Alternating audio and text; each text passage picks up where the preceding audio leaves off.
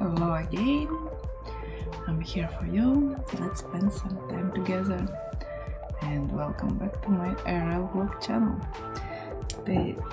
This evening I want to do some work. I need to check some of my documents, find some documents on naturalization. So let's open some podcasts on the YouTube and go on.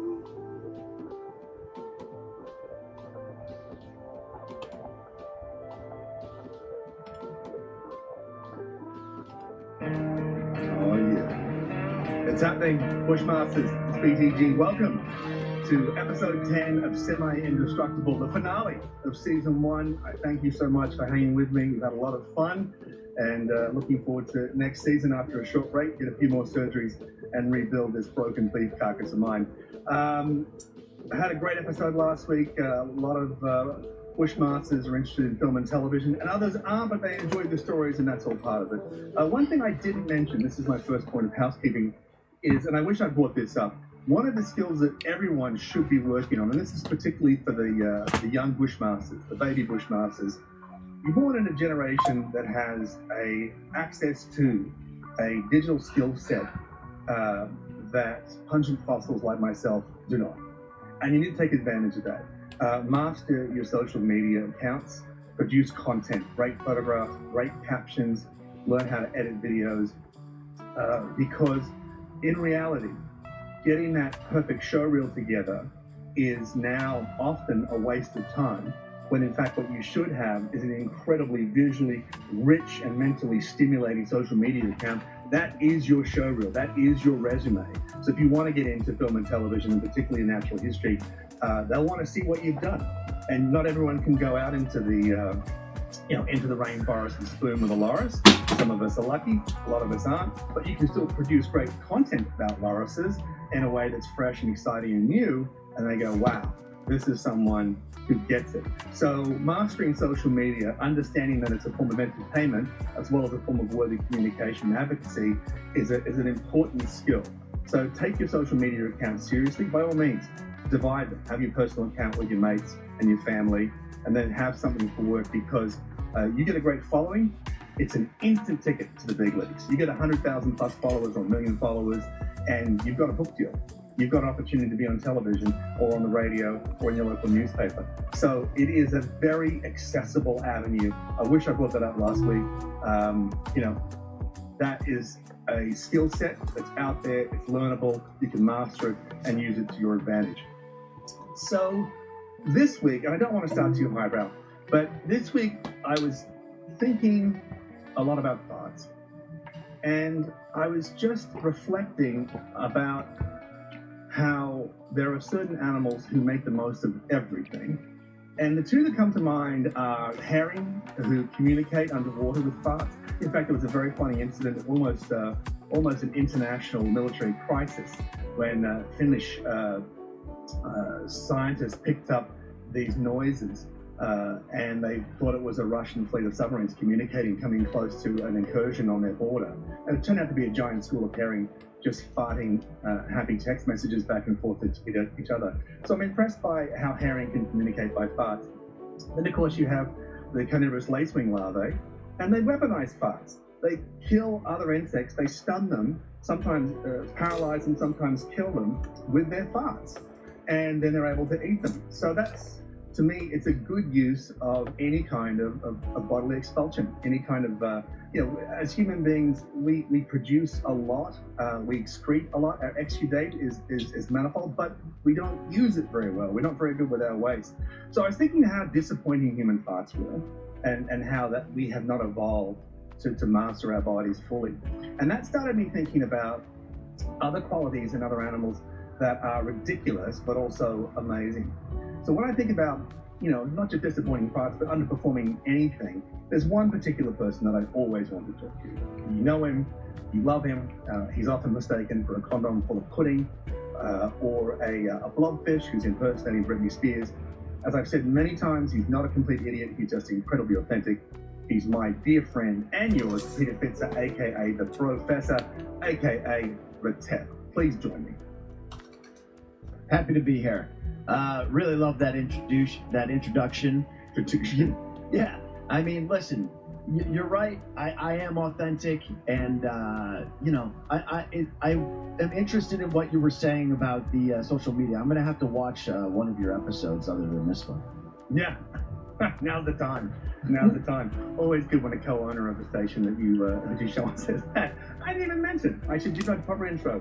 So, of course, Semi-Indestructible, proudly presented in part of the Wild Times, and sponsored by Adventure Beast, the wildlife conservation comedy animated series streaming on Netflix all around the world right now. And I should point out also in terms of housekeeping, due to popular demand, we do have Bushmaster t-shirts now, Semi-Indestructible t-shirts. You can see the link on the YouTube channel below. You can go to my Threadless account. If you go to my Instagram, you'll see a link there as well. Instagram is @Tasmanian_Grizzly. And I will say, after the finale, if you want to keep in touch with me, see what I'm doing, and know when season 2 of Semi-Indestructible is coming, the best way to do that is to get in touch with me via Instagram. Follow me on Instagram, and of course I'll respond to your questions there as well as your suggestions. Get a lot of suggestions for the Bushmasters, the content we should have on this show, and we try to do that. So obviously you and I have seen a lot of strange things. You are one of the most committed enthusiasts of all that is strange. What are some of the things, Retep, that you have seen that you could not possibly believe, except that they're absolutely true? Just in general? Yeah, just in general. It doesn't have to be about wildlife specifically, anything at all. Because I know you have a taste for the arcane and the occult that most of us shun. What is it that some of the things that just delight you? Because you obviously have some sort of additional gland in the back of your brain that lights up when you come across creepy, weird stuff. Yeah, I mean, for sure.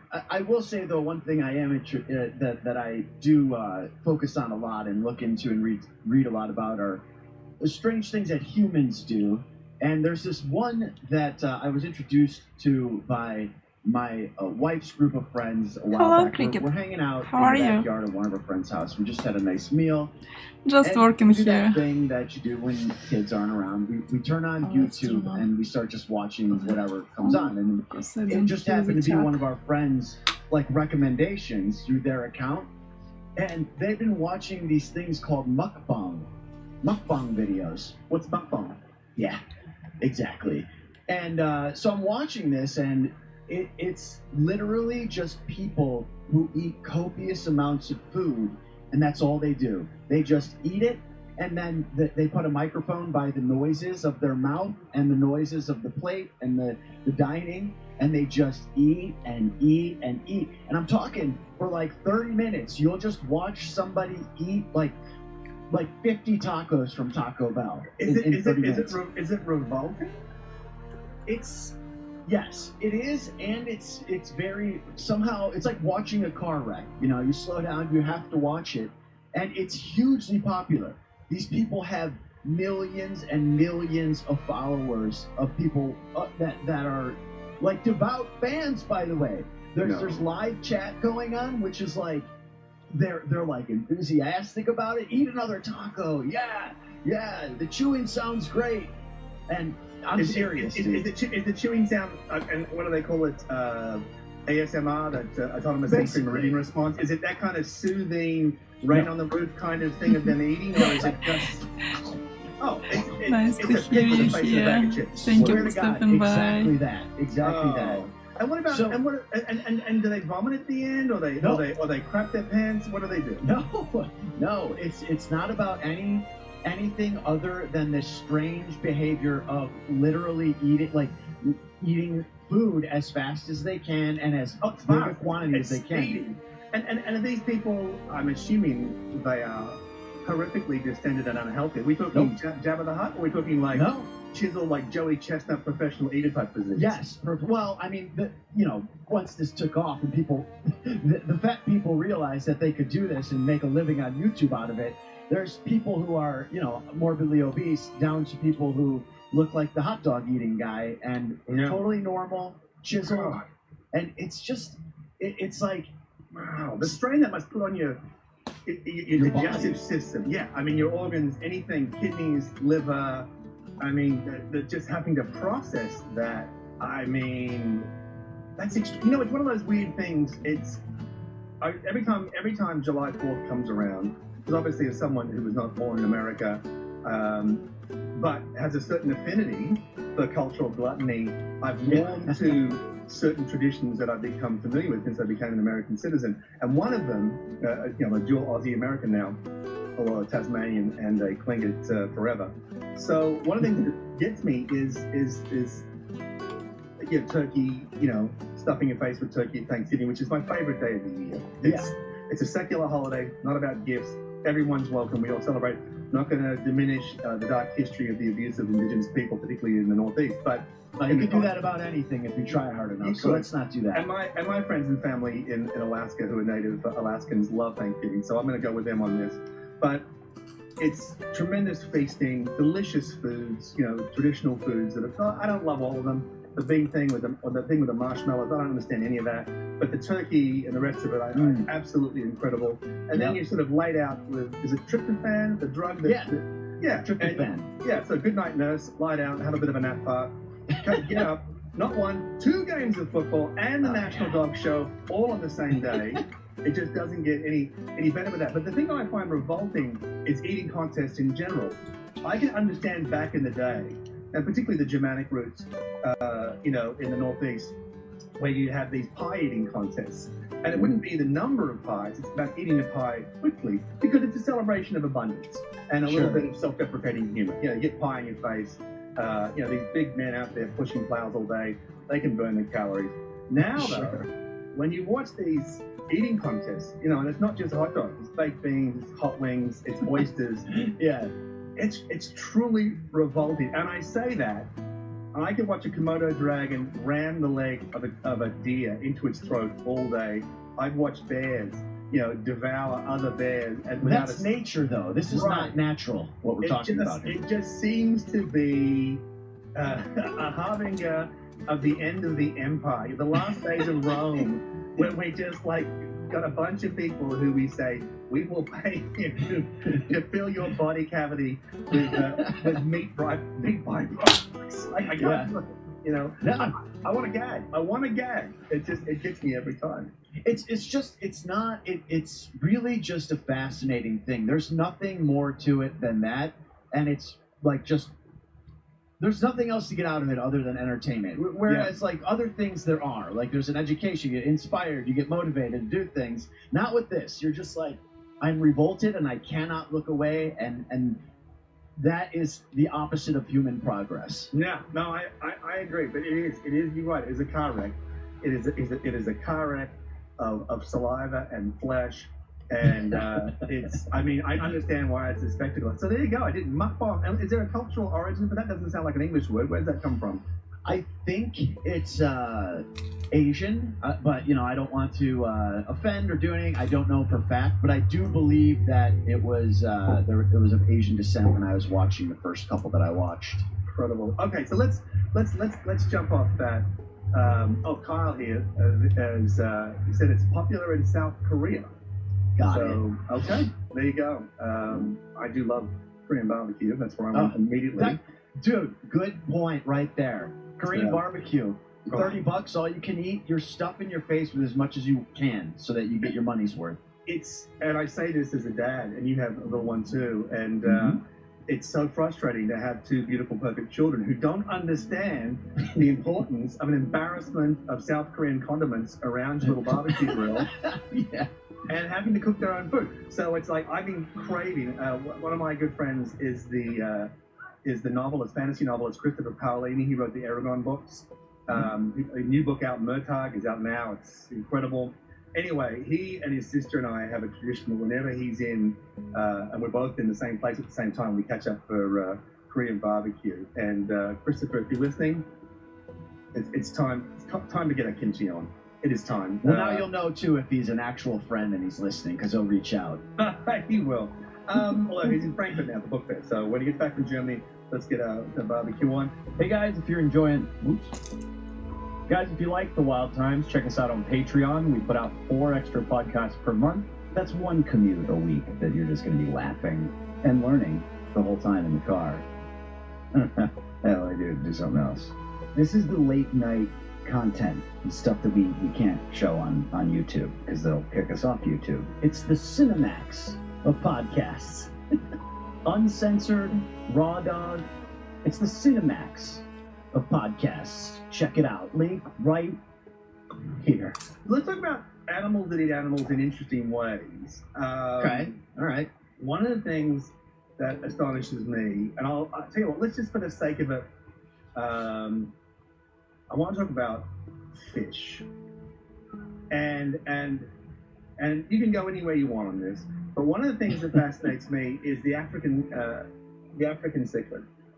And it's a type of fish, and there are many different types of cichlids in Africa. They're just being general, I'm not going to give you the scientific name. But it plays dead, and it changes its color. It gets this dullish, olivey gray color, floats to the bottom of freshwater lake or river, looks like a, as dead as a dead leaf or a slab of turd. It just wafts down there, it changes color, twists its body like it's in Rigor mortis. Yeah, rigor mortis with the rectus, and fish come down to get a free meal, and then bang, turns around and kills them and eats them. And I just think that's such. You hear of animals playing possum, Right. Different types of snakes do it. Obviously, possums do it. Many other animals do it. A lot of lizards do it. Even big lizards. Even the varanids do it. You grab one around the neck. I've done it, and you've got it under control. They'll go, all right, and they'll literally defecate. So they'll empty their bowels for the stench and also to make it seem like they're really dead and go all limp. And then they'll run away. But this is an animal that plays dead and turns around and eats you. And there's another one who does it, the Apomus grub, this beetle larvae, and it's quite a fleshy, fat grub, and it literally does reverse predation on frogs and toads, primarily frogs. And its attacks have to be, it doesn't get a lot of credit for this, but the Apomus larvae, its attacks are almost 100% successful. Now, if that's true, it's the most successful predator that's ever lived, and it eclipses the current record holder, which is a dragonfly, which is about almost 97%. And that's because of their incredible speed and visual acuity of this almost 360-degree multifaceted eyes. But the Apomus grub, Epomis, I think, if you want to pull it up, Carl, it's this fleshy thing, and it flops around like a dick on the beach. And the frog comes up to it and says, I'm just going to gobble this up. I'm going to gobble this up. Why not? Yeah.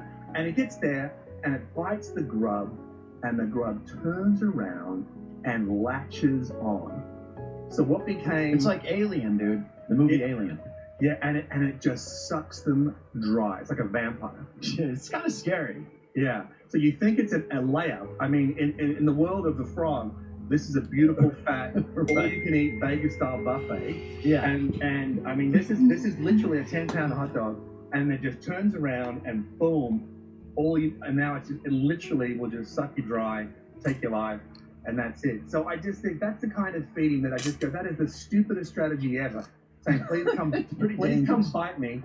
But it's amazing, and it works. And I just can't get over the fact that it has evolved to hone that particular skill set, which, particularly in the case of insects, in the case of the beetle, is hardwired in. Right? Never has to learn it. Same with the amphibians. Never has to be taught it. Mm-hmm. It literally hatches and knows exactly how to turn the order of nature on its head. Listen, I mean, it's risky, as I said. I mean, but we have brains that allow us to conceptualize and think about the future, whereas this is seems like just an instinctual, built-in, like you said, circuitry thing. Mm-hmm. And if it works, why change it? I mean, why would you change it? But I would say there's got to be some stories where, like, they get eaten and they're just fucked. I mean, you can't. Like, did you hear about Bill, dude? He played dead. He got his ass eaten by it. But so there's another strange behavior which is similar to this, but it is I don't know if there's more than one animal that does this, but there's a dragonfly. I forget what kind. Moreland hawker dragonfly, where the female hates sex so much that she will stop flying and crash to the ground, which can harm her, to avoid being mated with. Right, because the male will clasp onto it and then try to, well, they don't have a penis or anything, but they place the reproductive material into the ovipositor aperture. So yeah, she'll literally crash the jet in order to avoid that. Well, you know what? I think that kind of selection makes sense, though. I mean, if you don't want to, in any kind of relationship that's leading to reproduction, right? There is a question of compatibility and fitness. Okay. And so, obviously, you and I punched above our weight without. We're not compatible. Yeah, we're just lucky. We're basically sympathy husbands. So we just they took pity on us and took us in. We're sheltered dogs, and so we'll be grateful forever. But so you see these examples in nature where the males have to prove their fitness in order to be worthy of the female, because she's the one that has to stop her life to carry the infant and look after it. He's going to bugger off. I mean, in most cases, not all. Mm-hmm. So it's a very big decision for the female. And well, obviously I spent much of my life in Alaska watching the giant coastal brown bears of Kutztown, and I have seen what we call beta bears. So we have the alpha bears, absolute dominant giants, and everyone loves their genetics and everybody wants to have their cubs. Then you have the contenders. Okay, these are big younger bears, maybe not quite as big, but they're going there. They've been raised well by their mothers, they're intelligent, and they're obviously going to be, one day they're going to be the title holder, they're going to be the alpha. So these are the males. Mm-hmm. And then you have the betas, and they're the next tier. They're us. And so they're not as big, and that's because of their genetics. They weren't raised as well, their mother didn't teach them everything, they're not as smart, and they still have, during the breeding season, they have these natural urges to mate, and they've got to compete with the males, and then they've got to try to compete for the female's attention. And I have seen them sneak around after a female has already been with the alpha, and she's good. She's good, thanks, I'm good for the next couple of years. Right. And then try to have their way. Now, even a small male bear is still bigger than a large female bear, in most cases, depending on the age difference. Sure. And they will fight to the death. The female will. Yeah, and the male. And males will kill some of the females in order to try to subdue them. And I remember seeing this particular female in Kutztown on the east side, and she had a leg broken in one of these encounters. And I didn't see her for 2 years, and I thought, oh, she died. Mm-hmm. And I came back, and she healed amazingly. And yeah, she has a stiff leg, but she healed. So yeah, that kind of proof of fitness is really important. And we see this in Tasmania, where I come from, with Tasmanian devils. So the largest of the diacerats, largest of the carnivorous marsupials. And that breeding ritual is wild.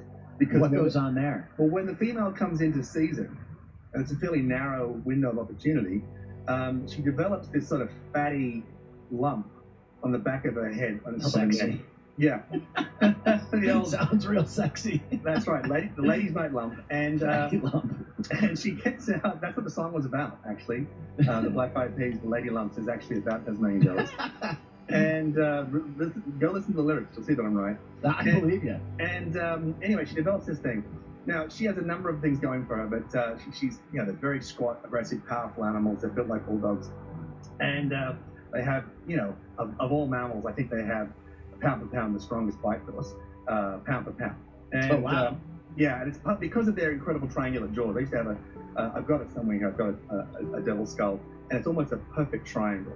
Mm-hmm. And so what that means is these huge muscles in the side of the jaw are pressing down to a very small point, which means that it amplifies the force of each bite. And that's why they're primarily carrion eaters, and they can crunch through roadkill and bones like breadsticks, like Brissini. For those that enjoy Italian side dishes. Anyway, the point is that she's in season, the hormones are flooding her system, she's in the mood for love, but not just with anybody. And any male that comes up and he smells the hormones in the air, he's like, yeah, I've got to get on this. And her response from the hump hormones? Well, yeah, and her response is to fight him to the death, and she'll kill him. and she will kill him. Wow. And unless he subdues her by getting a hold of that fatty love handle. You know how female sharks have that double thickness skin when the males bite Now onto I do. them? Yeah, I do now. So the male shark bites onto the female shark, usually onto a dorsal fin, which is why female sharks, even though they're bigger than the males, are all torn up. And then they'll get the claspers. It's not really a penis, it's a pseudo penis, and the sperm will come out of the male shark, run down the claspers and into the cloacal opening of the female to inseminate her. In this case, he bites onto the fatty handle, controls her like you pick up a kitten, gets her into a den, has as much sex as they can have, and then while he's passed out smoking a cigarette, she runs away and goes to another den and does it all over again. And she'll do it again and again and again. And so they prove their fitness by being able to control her and to dominate her, so they're worthy of it. But it doesn't end there. What happens then is that she can hold their sperm in stasis. It doesn't fertilize it. She holds them in stasis, and a number of like a blocker. Yeah, it's just frozen in time, and then she'll have sex with numerous other strong males, and then at the time of her choosing, she opens the gate and to one of her classic 3 marsupial vaginas, and they rush up there, and now it's a competition head to head, and now it's fitness of the individual sperm. So and remember, she only has, I think, 4 ticks, so she'll have a lot of little babies, little pinkies. They'll come out. Then they climb up this sort of waterfall of it's kind of like just gelatinous goo coming out of the vagina, the vulva, and they'll climb up into the pouch, latch onto these 4 nipples. It is entirely feasible that each of those babies has a different father.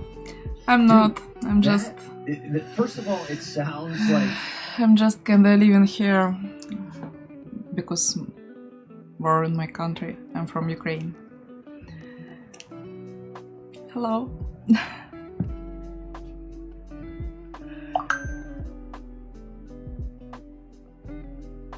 Finding exactly what.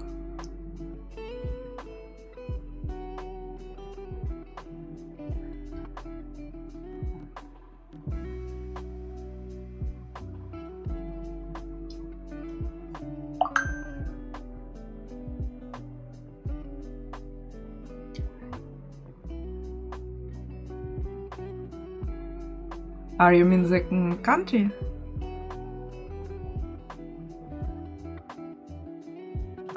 I love Ireland, but it's a bit rainy for me, you know. It's not like I'm used to. But it's, it's much better than living in war.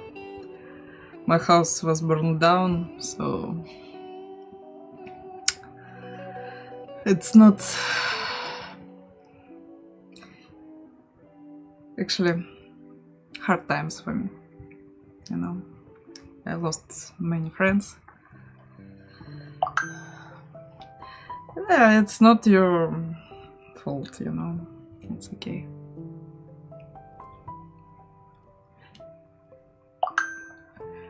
Thank you, I really appreciate it. Peaceful sky, it means a lot for me nowadays.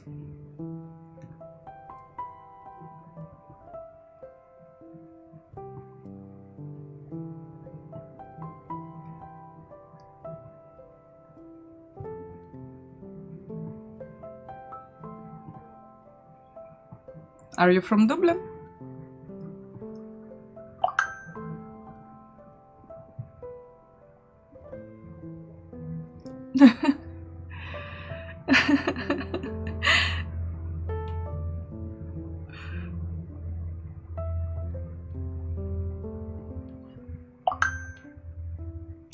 Me, let's see.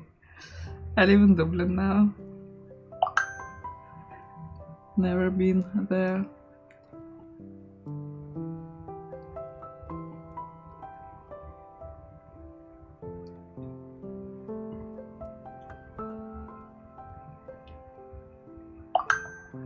I see. It's cool, just like near, like neighborhoods.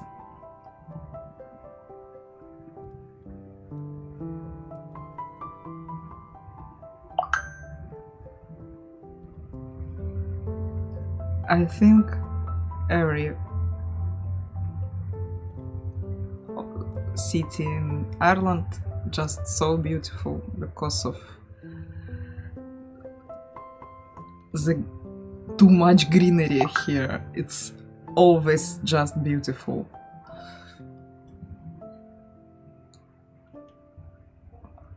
Thank you, thank you, thank you a lot.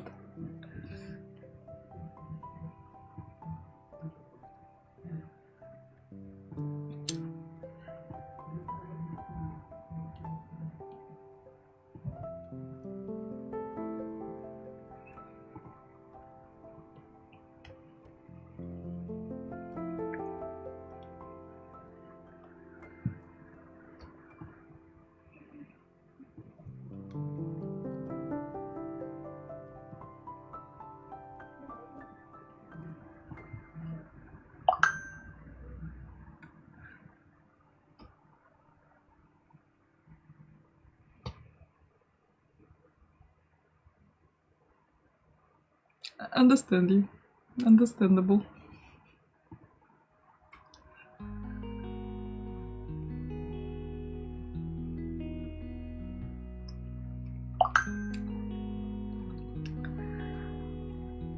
Really? When?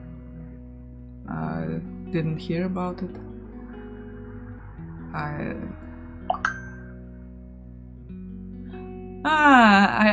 heard about it, yeah. Yeah, I heard about it. I remember. Yeah.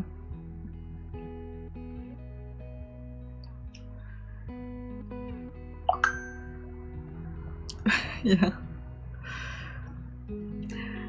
All this just fun before something happened, you know?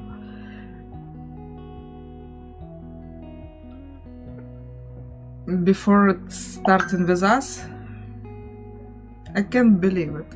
I can't believe it. When it started, I can't believe it even now, because it's too horrible.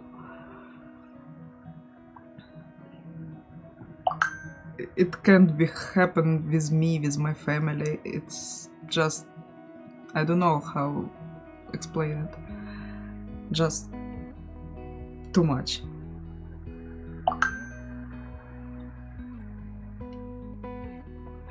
Yeah, I believe you. It's a very beautiful country.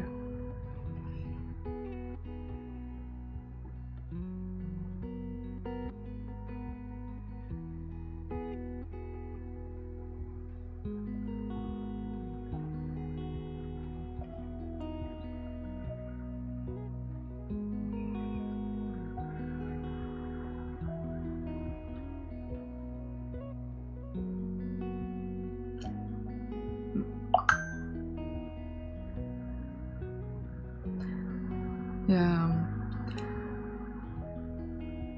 I don't live in the city center, but it's Blanchardstown. It's very quiet here.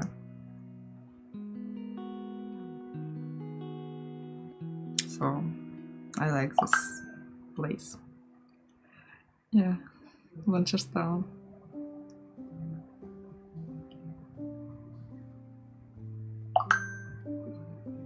Oh, Castleknock Community College?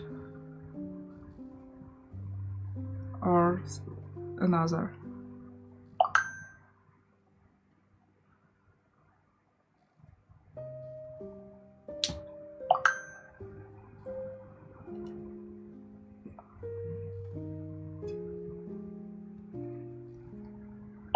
Yeah, it was before. And it was summer. Now just too cold for me. So I'm sitting at home.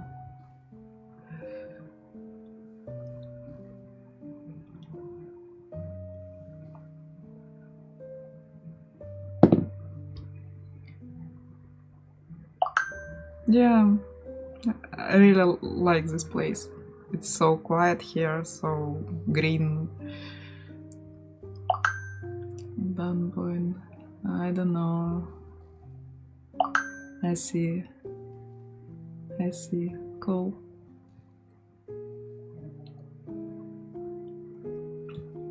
Where you can meet me, IRL?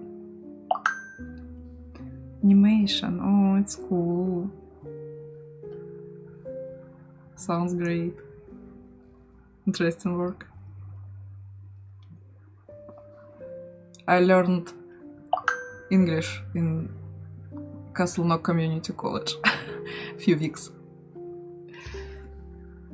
Where you can meet me? And when?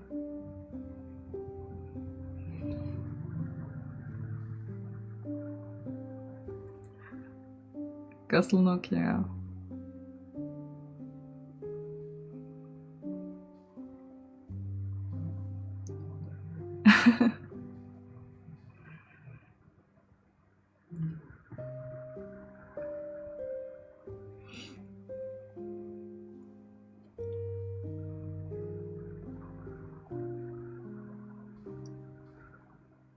Oh, thank you for follow. Thank you. Thank you a lot. Crown Plaza. Let me look, where is it? Don't remember.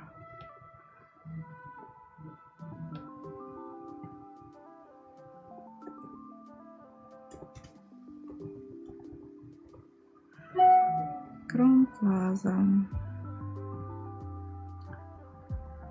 Dublin, Blanchardstown. It's near shopping center. Blanchardstown shopping center.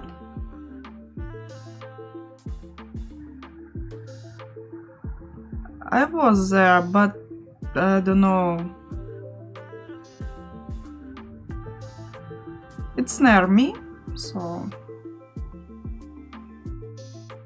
I was there many times.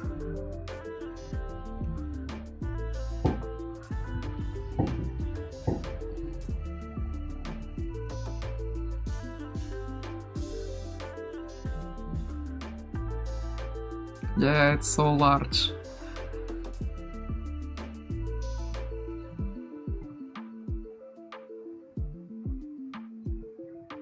They have everything I can beneath. I don't know.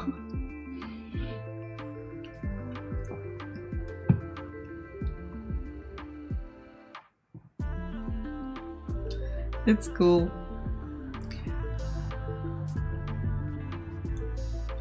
Italian. Oh, I see.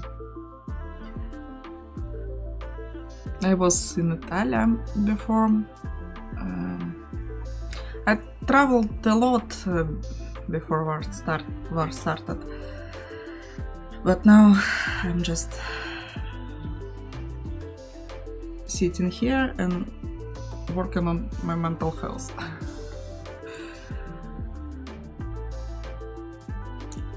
Because of war, it's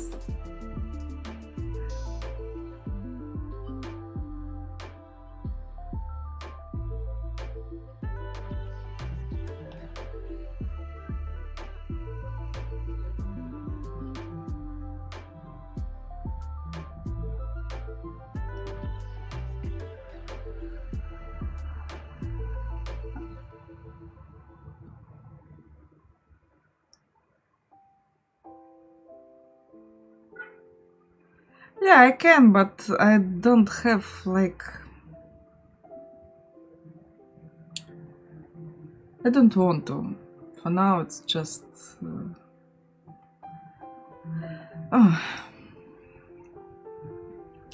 just can't. Maybe someday.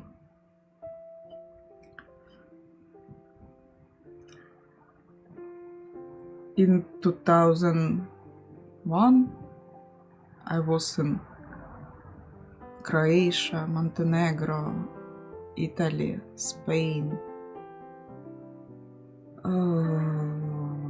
Sweden, Denmark, a lot of countries.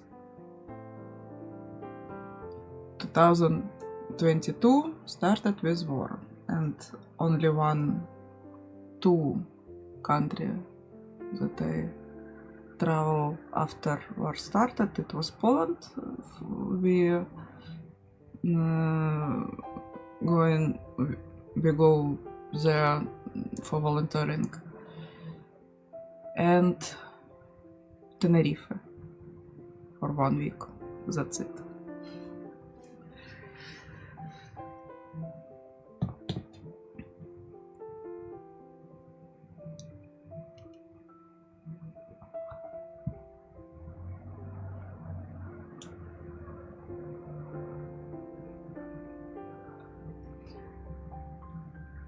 Before I had sailing boat and travel a lot by sea.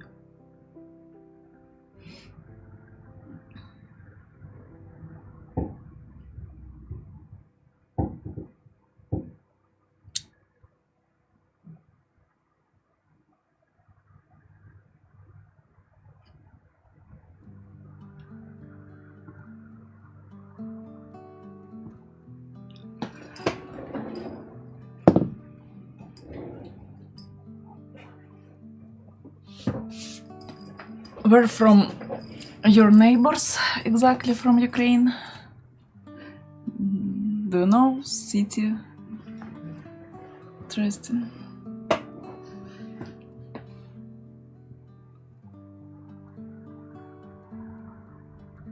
No problem. Yeah.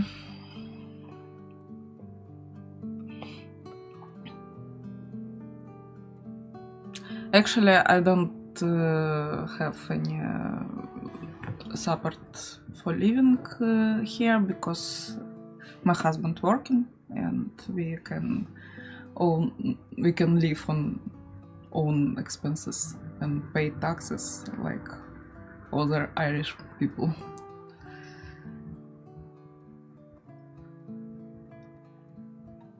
I don't have like yellow list here and any support.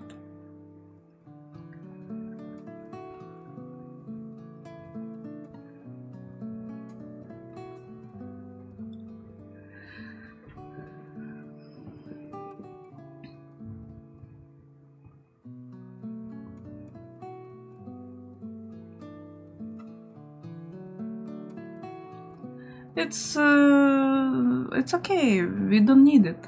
We just don't need it. Many of my friends really need it because when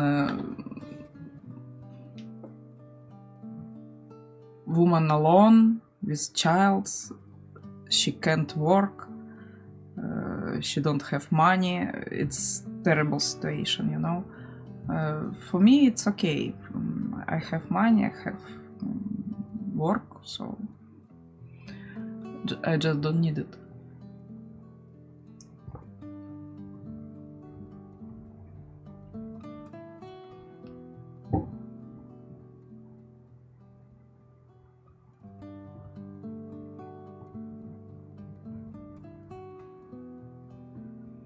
I don't have any. I never ask him for support. Material support.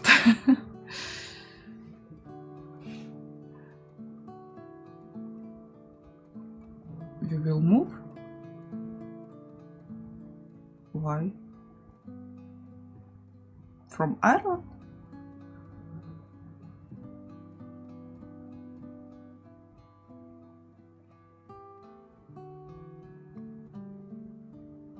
Really?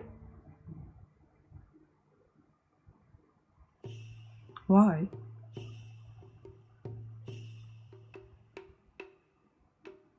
Where you will move?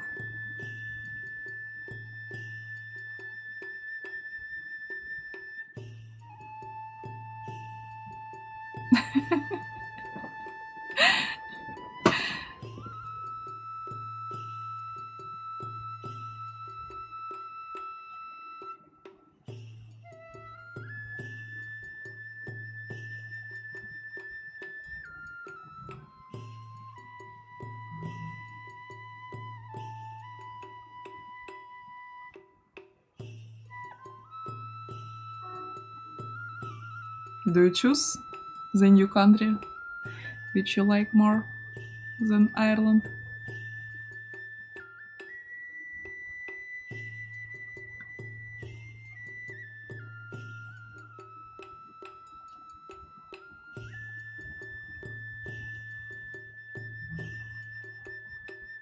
Australia? It's so far. No water, only desert.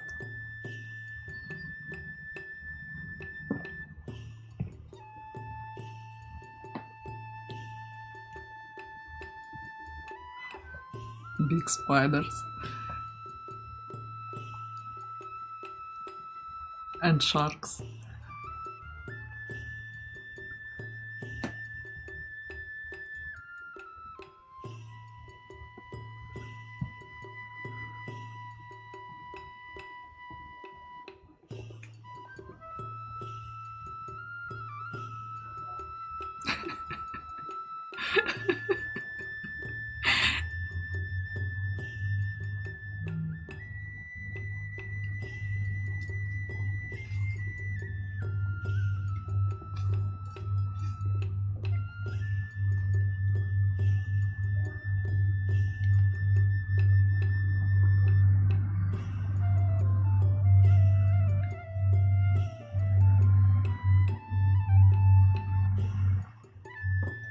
This event? Yeah, I love them too.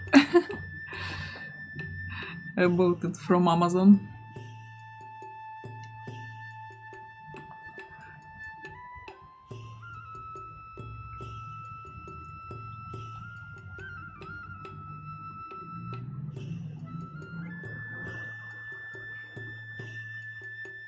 Thank you.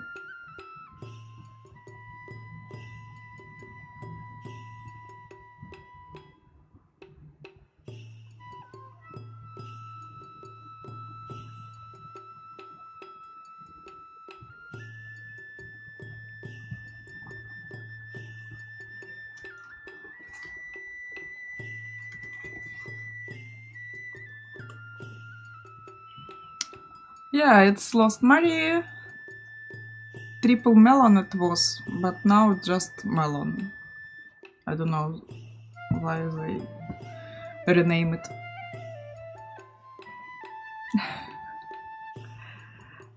I love melon and banana volcano. Cherry cool too. Agree.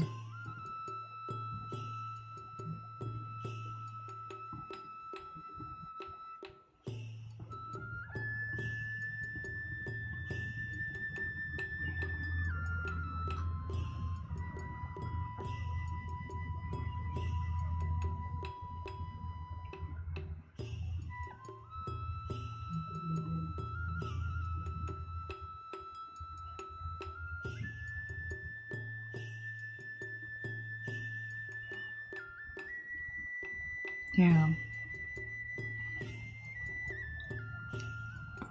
Have a lot of music here. Just for some vibe.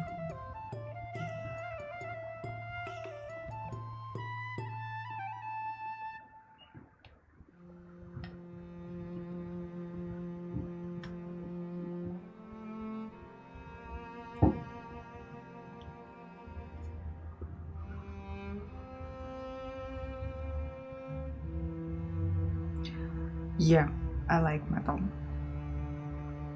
When I was younger, I listen only metal, but for now I just can listen anything. But I'm still like metal. Yeah, System of a Down. It's not like actually metal, you know. It's like pop metal. I don't know, but yes, I like it. I like it so much. Heavy rock, yeah.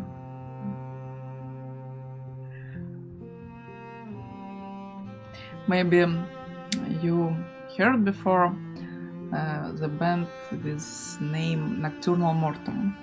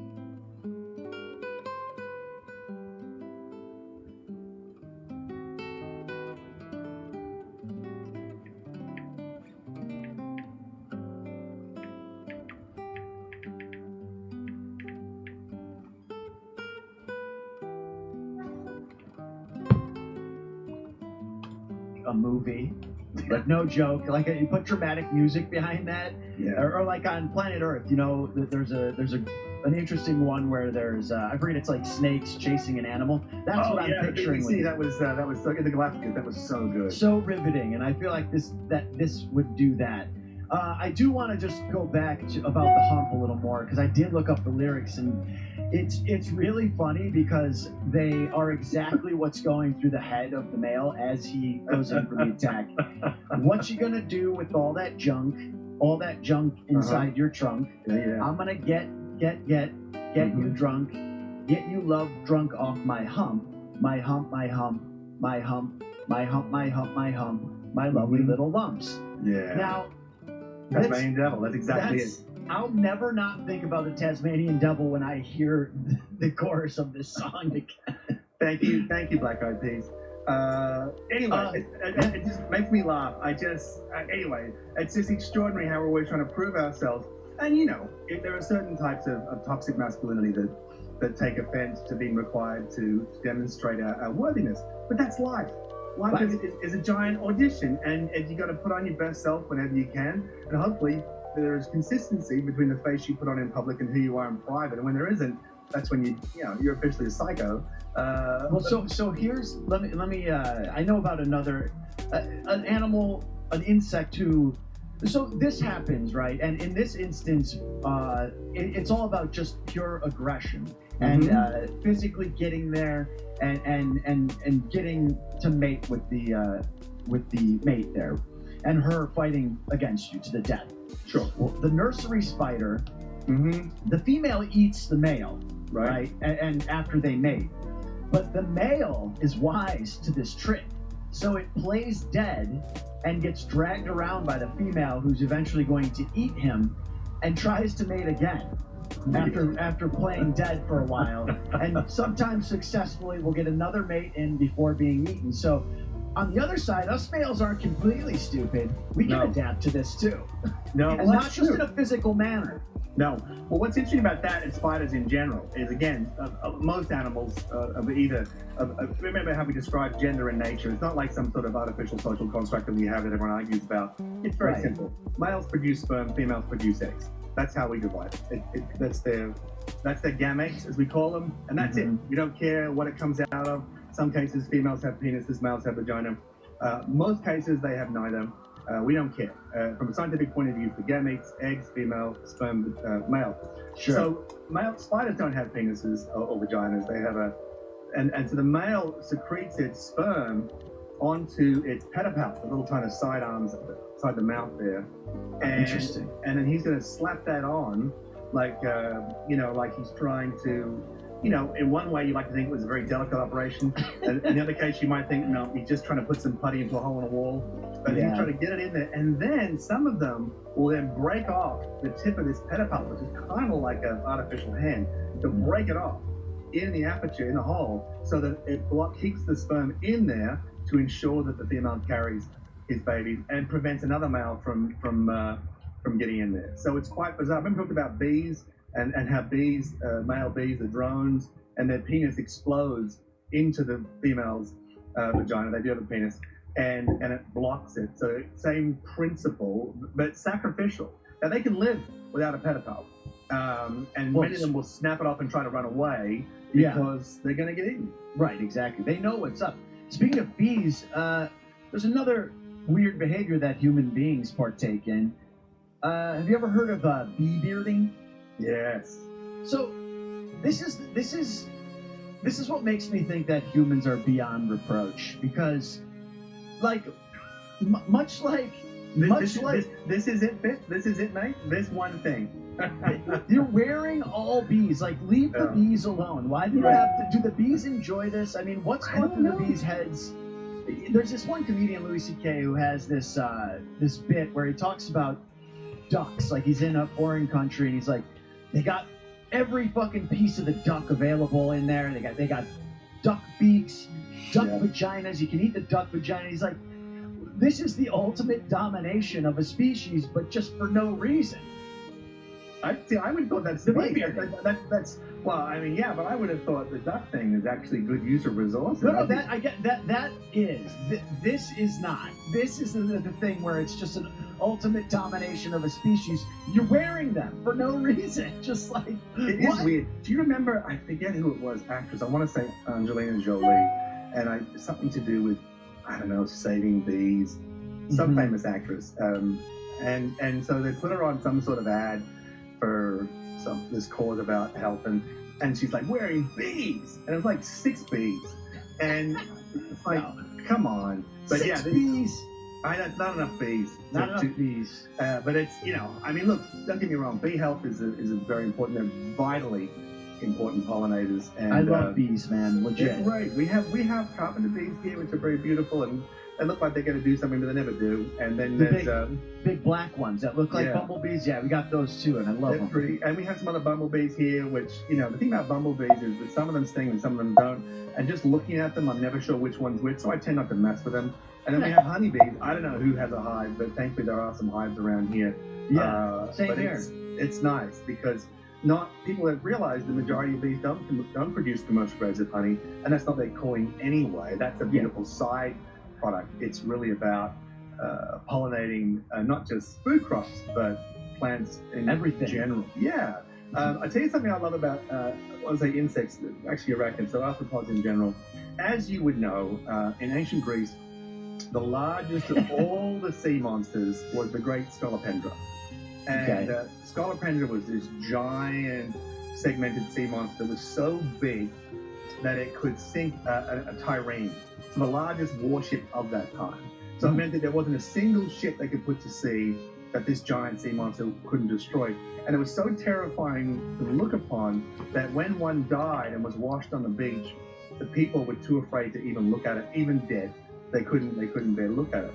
And what I love about that, as most of you would know, and by most of you I mean everyone except Retep, is that Scolopendra, of course, is centipede family, the giant centipedes. Yeah, centipede, I knew that. Yeah. Anyway, so one of the things that I think is stupid amazing about centipedes, and of course all the Scolopendra are venomous. I've been stung. It's very painful. I give it 1 star. Don't recommend it. Is that people keep thinking that when something stings you or whatever, particularly at the front end of the business, it's fangs. No, it's not. In the case of the centipede, it has evolved these things we call forcipules, and they are modified legs. Modified legs. So it's turned a front set of legs into these hypodermic needles of pain and misery. And so they're so much stronger than your average set of fangs. Even a big set of fangs, not a big tarantula or, God help us, a funnel web spider. They have leg strength. Yeah, and they are really strong. And as I said, the one that stung me, I was wearing gloves, and it went straight through my glove and injected it in my hand. And it was a very painful sting. But I think it's so ridiculous, but awesome, that would be the solution. No. Everyone else is doing fangs. I'm doing legs. And I just think that's one of the craziest things that I've seen in the insect world. I mean, there's others. There's case of, these various water bugs that have these dagger-like penises. And not only do they rub them across their belly and produce the largest sound pound for pound of any animal, rubbing their dick across across the crenellations on their belly. That's how they let you know they're in the mood. Now, which insects are these? It's a type of water beetle. Where do these guys live? I gotta go see this. Can I see them? They're everywhere. Yeah, I mean, they're definitely. We certainly have them in the southern hemisphere. I have to pull up the species, but it's a type of water bug. And they have this, like the classic sort of brown jug band, and someone's got a washboard, and it's that. So it's a washboard, but using their own phallus to make this sort of very loud chirping noise. Over 100 decibels loud if you're close enough. Holy crap! That's crazy. It's really loud. And then they have this dagger-like penis where these beetles, they don't actually have to inseminate the female the way the bodies are designed. The female has the appropriate receptive gear. They just jam it straight through the side of their body, just like a Jack the Ripper knife attack. And the female's anatomy is structured in such a way that it can heal from this penis stabbing, this wound, and the genetic material makes its way into her reproductive organs anyway. It always finds a way, man. Life always finds a way. So they say. Anyway, let's talk about birds. Well, wait. I just to illustrate for everybody, 100 decibels, if you don't know, is the loudness of a subway train or a motorcycle. So, like, for an insect to make that noise by rubbing their penis against their abdomen, that might be the craziest thing I've ever heard. And the animal itself is about the size of my fingernail. Dude. Which is about the size of Pat's head. And and his body combined. And it's just anyway, I just think that is stupid amazing. And I love that. Very stupid amazing. I want to talk about birds. Birds have a reputation. Obviously we see some sort of corollary with angels. They're just these beautiful creatures that fly through the air, and some of them crap on your car and all the rest of it. But they're beautiful, delicate creatures. They were for a time, from an evolutionary point of view, they were the smartest things on the planet because of their ability to fly at speed and locate things. Their brains were far more advanced, briefly, than the rest of us creatures crawling around on the ground. Now, of course, we think of them as, bird brain as an insult, Right. even though it probably shouldn't be. Anyway, number of birds that just blow me away. But my favorite, probably, and there are a number. I mean, what's the name of that the green woodpecker in? Where is it? Iliad? No. It's a green, not a finch. It might be a finch. It's in the Galapagos, and it uses cutlery. Like it'll get a little yes, and use it as a fork and get things out with it. Then they have a vampire finch. Mm-hmm. You got a finch. It's a passerine bird, normally a sea eater, and it's pecking these larger seabirds like blue-footed boobies, and then drinking its blood. I think that's amazing. But my favorite, which is crazy, stupid, amazing, is the poison birds of Papua New Guinea, the pitahui. What are these guys doing? Well, they do the same thing as poison dart frogs.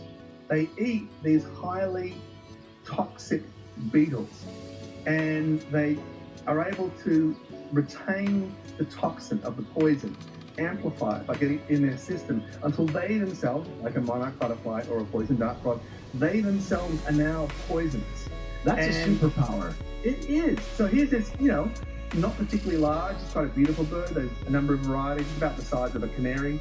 You get a beautiful orangey one with black head and black wing shoulders. There's a yellow one with a black head and a white throat. There are a number of different versions, but the point is that you put it in your mouth. You're a predator. You got an easy meal. You are toast, just in the way you would be, say, for example, a rust-bellied newt. I see those in Alaska from time to time, and they're just chilling there. And they're just sort of a beautiful greeny color. You don't see their orange bellies when they're on the top. And you pick it up and you go, oh, then it's too late. If you just grab that and ate it, you would die very, very quickly. So people don't realize there are birds out there that, because humans eat any part of any bird. You mentioned the duck story. I'm always astonished in Europe. It's very popular, and obviously I love European cuisine. But this popularity of killing these little tiny songbirds and cooking them, I don't understand the point of it. So, you do that to this, if you're lucky, in a hospital ward. Hey, Wrestlers, thank you for being loyal subscribers. We appreciate everything that you do, and now we have a membership offer for you. I think you can get ad-free episodes, I heard. That's pretty big. Ad-free's big, but you can also get your comments looked at so we don't have to sift through the millions. How do you do that? Is there some sort of badge system? There's a badge system, a loyalty badge. Boom. Shows up next to your name in the comments. Boom. We read the comment. All this badge talks. I'm going to the badge store. He's going to get a badger. He's gonna buy one. Didn't earn it. He's gonna buy one. He did a fake leave. I assumed Kyle would never cut on the motion. All right, let's cut now. That's our ad. Now, did this evolve? I mean, how does this work, right? So does this works out evolutionarily speaking because predators eventually learn to not eat the bird over time? Is that how this is beneficial? That is definitely part of it. And as I mentioned, their colors are fairly striking, black and yellow, black and orange. So they're fairly distinctive. Although anyone who spent time in a rainforest knows that the colors look different, just like they do underwater. Sure. And we're often missing things that other animals are seeing. Certainly we don't see UV and so forth. So we're not seeing other potential patterns that could tell a story to a would-be predator. But yeah, by and large, that would be the long-term benefit, is that you would, people would know to stay the hell away from them. Yeah. But yeah, an extraordinary defense, because without that, this is not even a hot wing. This is I know, right? It's just toss it. You just a toss canary. It. You just toss it down. It's just a little drumette with a bright-eyed drumette, and you eat them up. Anyway, they astonish me. What about you in the bird world? What are there any birds that you think are stupid amazing? Well, I mean, stupid amazing is a good word for this. This is very amazing for bird behavior. The bowerbird, they literally build fancy houses to attract their mates. The males build fancy houses. This is a behavior that human beings also do. Yes. So they will go around and find shiny objects, shiny things that are laying on the ground, and other things. Like if they found like a jewel on the ground, they'll pick it up. Like you lose your diamond and a bowerbird's around, it's going to take it and make it and put it on its house to win over the female bowerbird. True. And I mean, bird brain. Come on, birds That's are very cool. the smartest damn animals in the world. I love bowerbirds. There are obviously a couple of species. The common one we have in Australia is the satin bowerbird, the beautiful glossy blackbird, and they have a color preference. They like blue things, and so anything blue, they'll take it. A blue peg, a blue pen, a blue marble, and so they'll make these. If the bower is, of course, another word for a dwelling, a little home. They will shape it. Some of them, they build these beautiful circular type things out of the grass. They'll push a little space in it. There's one thing that most people don't know about with bowerbirds that I find wonderful. The next level is that, yes, they make a beautiful looking ground nest. And yes, they surround it with treasure. And again, this is a demonstration of fitness. You can't eat any of those things. The berries that they get, the pen caps, the marbles, matchbox cards.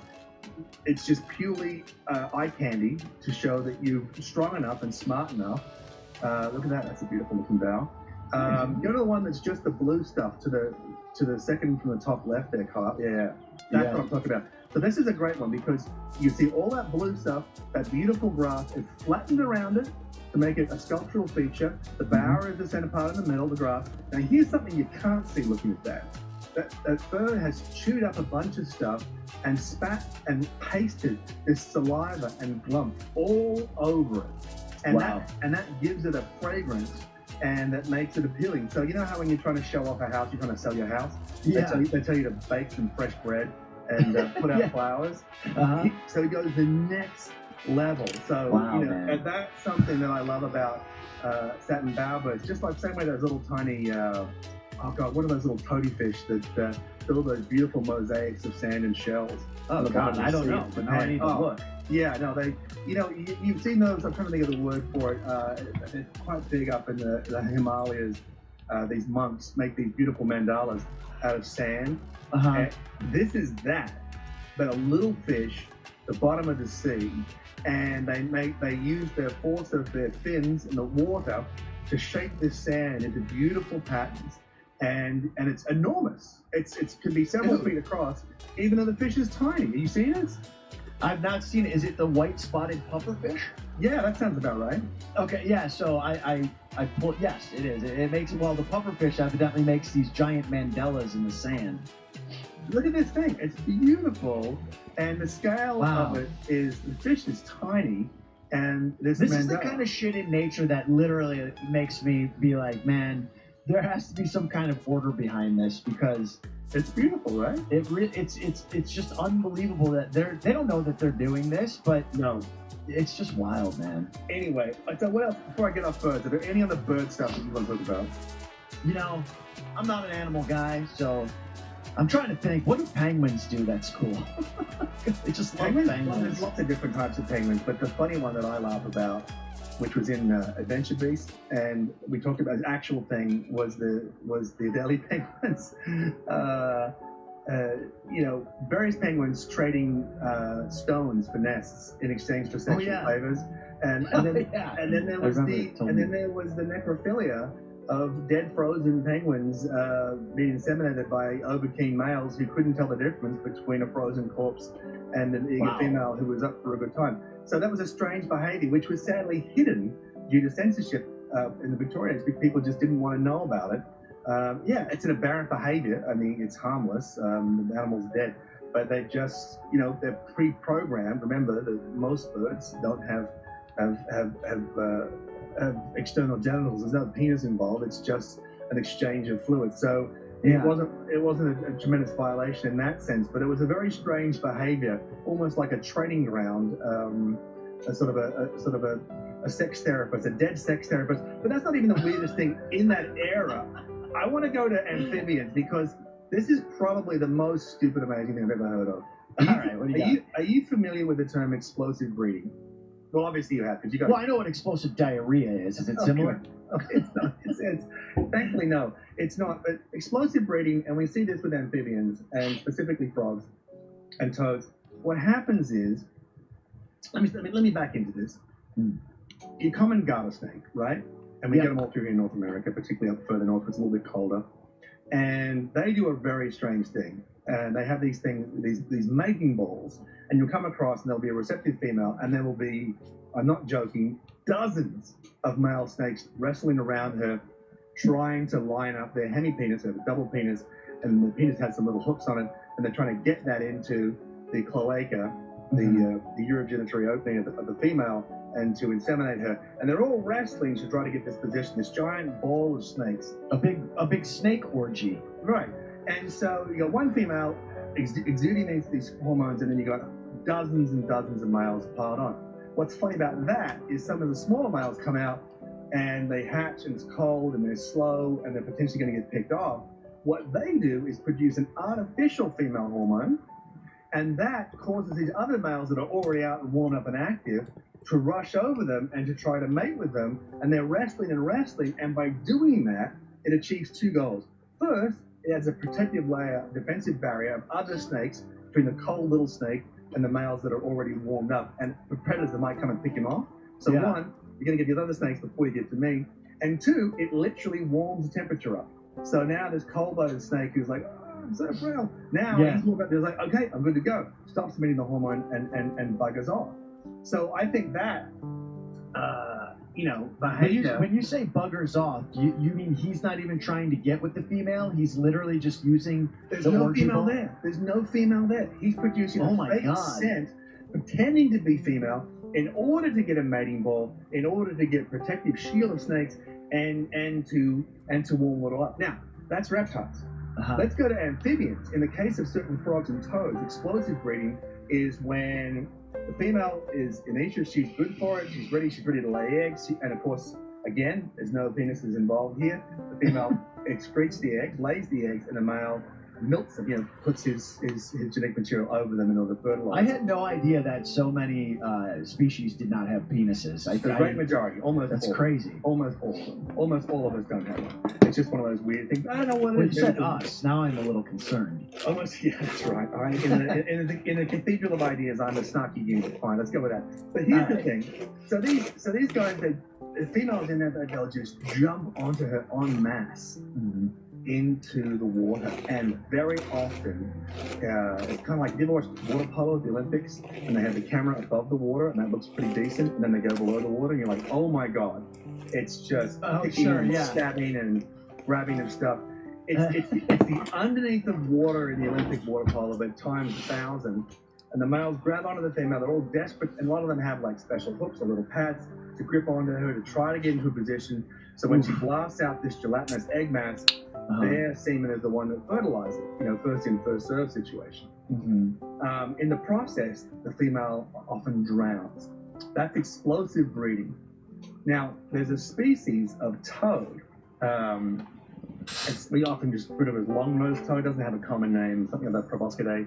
The point is, it's a small little toad, looks a bit like a sort of an orangey brown dead leaf, and has a long nose, nice little turned up triangular nose.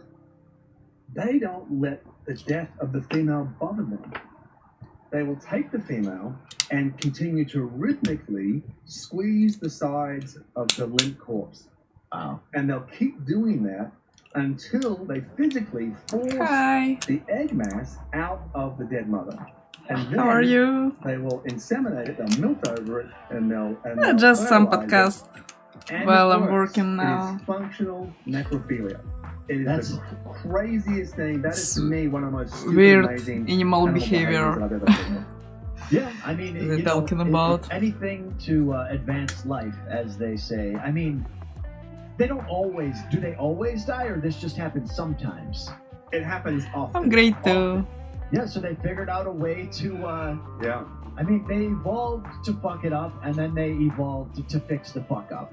Well, in a way, but by that logic, the fuck up continues. No.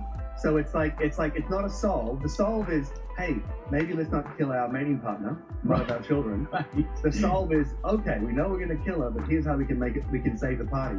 And I feel like this is a case of It was good. evolution. They and made just showing how chicken there is no with order meat. to anything. Minced It'll meat. find its own path. And this particular path is, to be honest, very, And very work bleak. all day. It's a workaround. I mean, it is a very Still ugly, working now. It's a very ugly workaround. I don't want to get into politics, but you often see this overseas when two countries are either at war but still trading or I have some. still exchanging cultural things or scientific things. And it's like I need to you know restore what? some It's just documents messy. It's just, for and that's naturalization. nature as well.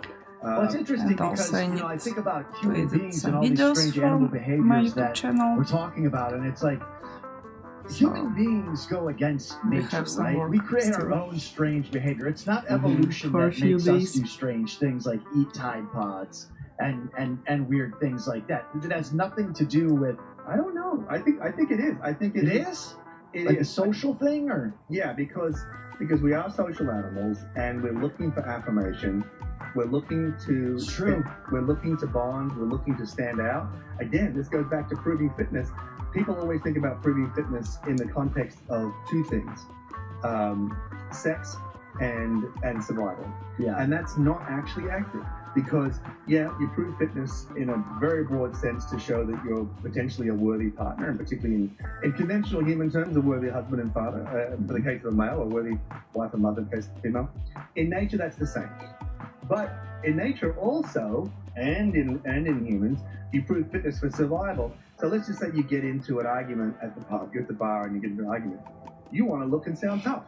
Yeah. And you do that to prove fitness, saying you don't want to do this. You don't want to go down this path because, yeah, you might beat me, but I'm going to hurt you really badly. Or maybe you won't beat me at all.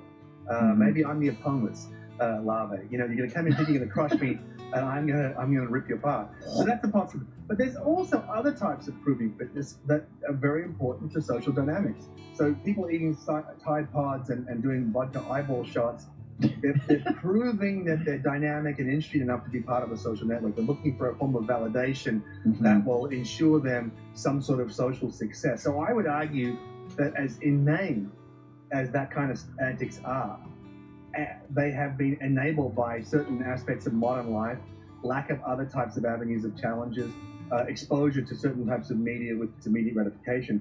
There's still a direct extension of an evolutionary urge. it's interesting too. You were just mentioning the guy at the bar who gets into a fight. To me and to most women, like that's not even attractive anymore, right? Like you want somebody who wits their way out of it, yet still it's like we're fighting nature because instinctually we're getting aggressive and we're gonna fight to prove our fitness, which really isn't seen as fitness in today's society. But they're different. That's the thing is, who are you proving it to? That's true. It's not necessarily to someone you're in love with or attracted to. It could be to your social group. It's to yourself. You're trying to. I remember when, and it's also something you go through. I know a lot of the Bushmasters are younger, but when I was a young grunt, you know, I'll be honest, you know, going out when you're allowed to go out on leave, having a few beers, having a fight at the pub, that was a very normal thing to do. Sure. And now I just think that I'll tell you the last fight that I remember. I mean, there's been a bit of pushing and shoving and trying to sort out drunks and things like that. But I was heading into town.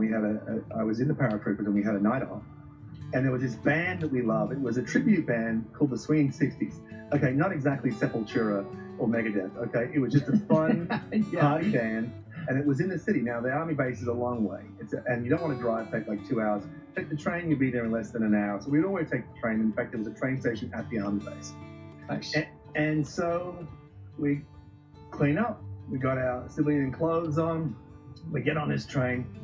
And, you know, looking forward to a great night. We had a few drinks in the officers' mess. Now we're heading in. And it's not just us. Lots of soldiers heading into town, just like we were to various destinations. And we get in the train, and there were a couple of guys, one big bloke and his little gobby friend and two girls. And they were under the influence of some form of drug. I don't know what it was, but they were.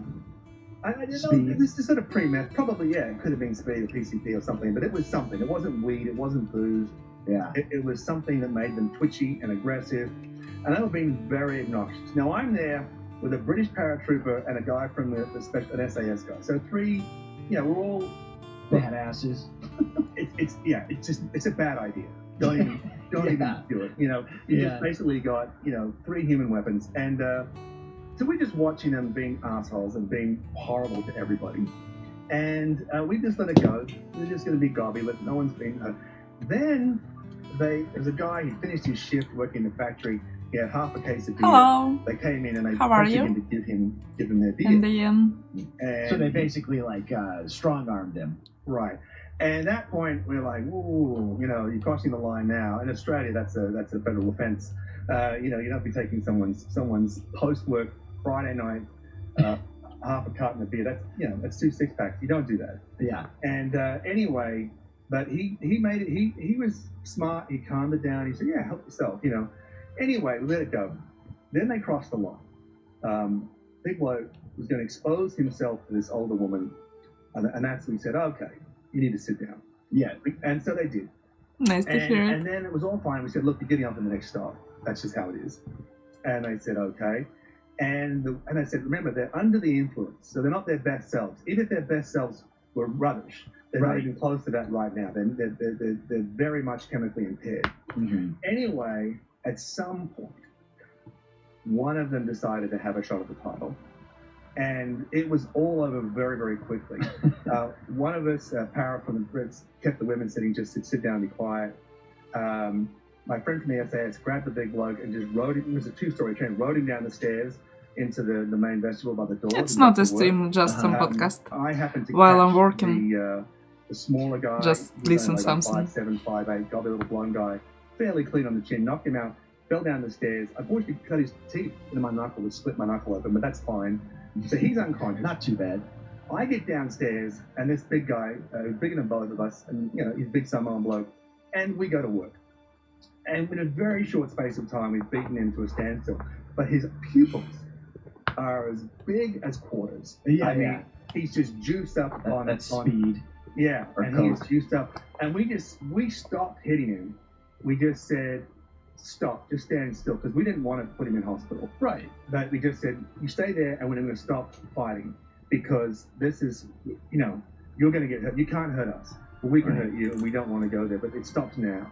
Mhm. Anyway, thankfully, someone called the police, and the next station came. The police were waiting, and it looked pretty bad for us. Yeah. Because one bloke's on the ground, then he gets up, he's playing half possum, and starts, you know, saying this and saying that. The police had been there before, and they knew, but it looked pretty bad because these guys were battered. Yeah. Like a bunch of meat lollipops in shirts. At that point, Sounds tasty. we don't have a mark on us, except I got blood from my knuckles to my elbows. So you can see who's been going to work here. Yeah. And it was a really ugly moment. But you know, the officer, senior officer who was the SAS guy, introduced himself, introduced us. They said, no worries, lads, on your way. And they took the other guys into custody and the 2 women, and off they went. And it was a pretty ugly moment where we tried to step in and it got messy because of the, we were assuming they were amphetamines. And then it gets worse. And then the police start shouting. And in the downstairs carriage, a woman had overdosed on heroin. And those days, the seats of the train had Jesus. folding away. And she was sitting in between the backs of 2 seats in a puddle of her own urine, unconscious.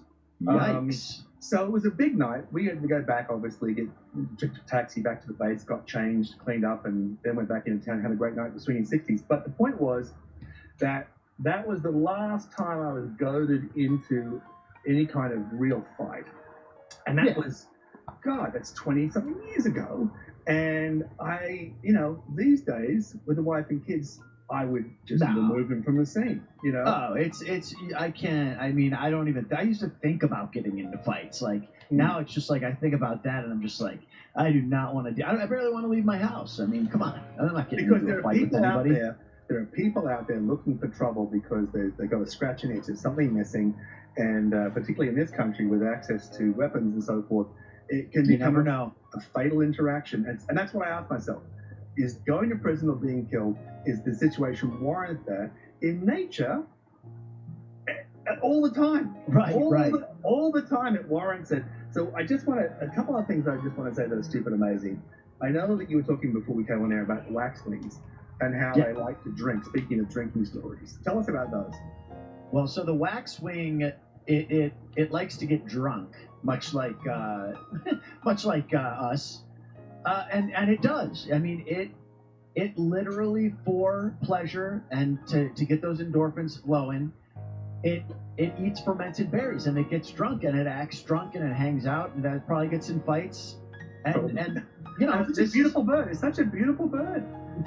This is I wouldn't even say this is a strange behavior, honestly. I would say that this is a warranted behavior that if other animals figured it out, every animal would be eating fermented berries. Look, can you do it? I think it's always funnier though. Like we get that monkeys and other things will do it. Right. Very things similar. But Elephants. I love it, yeah. Although I love the elephant thing with the Merlin thing was a fiction. It was a fake Oh, movie. really? Yeah, Nat Geo was fake. The elephant was shit. darted. The elephant was darted. And so Aw. it's been anesthetized, and it's one of the great scam moments in nature television. Actually, No shit. yeah. Because everybody has that in the ether of their mind. They You've do. seen it somewhere. was it that Nat Geo? Actually, it's Disney. It's a Disney doc, isn't it? It's a Disney nature thing. I think I literally just watched the clip on YouTube or something. Yeah. And you So just see. that's- Yeah. Yeah, no, it's fake. And, Wow.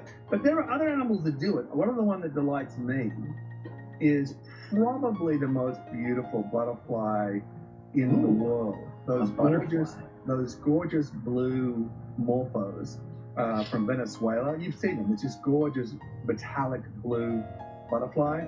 Okay. And they're quite a large butterfly. In real life, they're not that color, but they have these nanoscales in the feathers on their wing, these tiny little tiled feathers, and they have these little nanotubes that reflect the light to be blue, even though in reality they're gray. So these guys delight me because they will get drunk on fermented fruit nectar, but they also like to drink rotten blood. Oh. And they get into, if they find an animal carcass and there's like this corpse with like a separating saw full of, basically, blood and other fluids that's coalesced in it, and they'll suck it up and they'll love it. Do they get messed up from that, or is that just because it tastes good for them? I don't know. I mean, I imagine it must contain protein. And that's the thing about blood, which explains the whole thing with vampiric animals, whether it's a vampire finch or a vampire bat, is that blood is just liquid meat. It's very much a similar protein mix as you get from eating meat, obviously diluted with water, but it makes perfect sense. Well, this is a nice segue, so let's get into venomous stuff, because venomous mammals are one of my favorite things, because there's not many of them. Now you got your solenodons, weird-looking rat things. I've never heard of any venomous mammals, to be honest with you. You're in for a treat. So you've got your solenodons and Hispaniolas, these kind of giant rat things. Did you ever watch The Princess Bride? Yeah. And they have the rodents of unusual size? Yes. That is based on this. No shit. Yeah, pull up, Clark, can you pull up a solenodon? Solenodon. Solenodon. Sounds so, Like a mega rat stretched out. It's like you asked a kid to do you a Play-Doh version of a maths, and this is what they give you. It's like cake Rex. It's just it's just this weird looking thing. So weird. Did you go to the one that's third from the right at the top there, Kyle? Big old nose. Look at these teeth. Teeth. Wow. So in this case, this particular thing. So see how it looks like those rodents of unusual size from Princess Bride. That's what it's based on. So these guys in the Caribbean, they have a poison gland in their salivary gland, runs through a groove in their teeth, and they bite you and they chew it in. And then that's a common strategy with most venomous mammals. Now you also have your classic vampire bats, and by definition, a vampire bat is venomous in that it does inject, chew in venom into you. But the venom, and we've discussed this before in the show, is not just about killing people. Venom is usually a precursor to digestion. So whether it's a spider or a snake or whatever, it's also breaking down your body so it can consume you. And the side effect is incapacitation and death, rather than the primary effect, which is I got to eat this. But anyway, in the case of many of these things, like for example, in the bats, rather in the vampire bats, the venom is just a substance called draculin, and draculin is an anticoagulant. So it just keeps you bleeding, so they can keep lapping up, drinking. Yep. I know mosquitoes do that shit too, don't they? I'm not sure, but I'm not really surprised that there are other ways of insects doing it. Absolutely, and obviously we know there are plenty of insects that have the capacity to envenomate you one way or another. So I'm just saying it's venom, but it's not venom. It's just going to keep you bleeding for longer. But the strategy in most venomous mammals is the salivary gland with the venom there, going through the groove in the teeth and then chewing that venom into you in the way that a Gila monster lizard or a Mexican beetle lizard would do it. Yeah. But then you have a couple of outliers, and I love these. And one of my favorite, which I know you like, is the platypus, which is duck-billed platypus, and the male has a very substantial spur on its back foot, and it is a venom delivery system. Oh, and wow. It jams this thing in. Now, I have never been hit by one, but I have heard from people who I know are tough, and they said it was the most extraordinary pain they've ever felt. Wow. And this thing looks like a plush toy. I mean, it does not... It looks like an otter. I mean, again, here we have an animal that's adapted something on the strong leg where it's like poker is. It's venom. You know, like what were we talking about that has the leg, the strong leg stinger that they evolved? We were talking about earlier. Anyways, a force appeal from the centipede, from the scolopendra. So here we have a mammal that has evolved a stinger on its leg, and that's where I would want my stinger if I had one, because it's the strongest hitting part of the body. And you look at it, and you know, this is a plush toy. It's an otter. It's a plush toy. It's a neck cushion with a duck's bill. It has these extraordinary electro sensors in its bill, so it can swim with its eyes closed and find living prey, crayfish, worms, things like that. And then it's got this ridiculous spur on its back foot. And as I said, the venom is apparently absolutely shocking.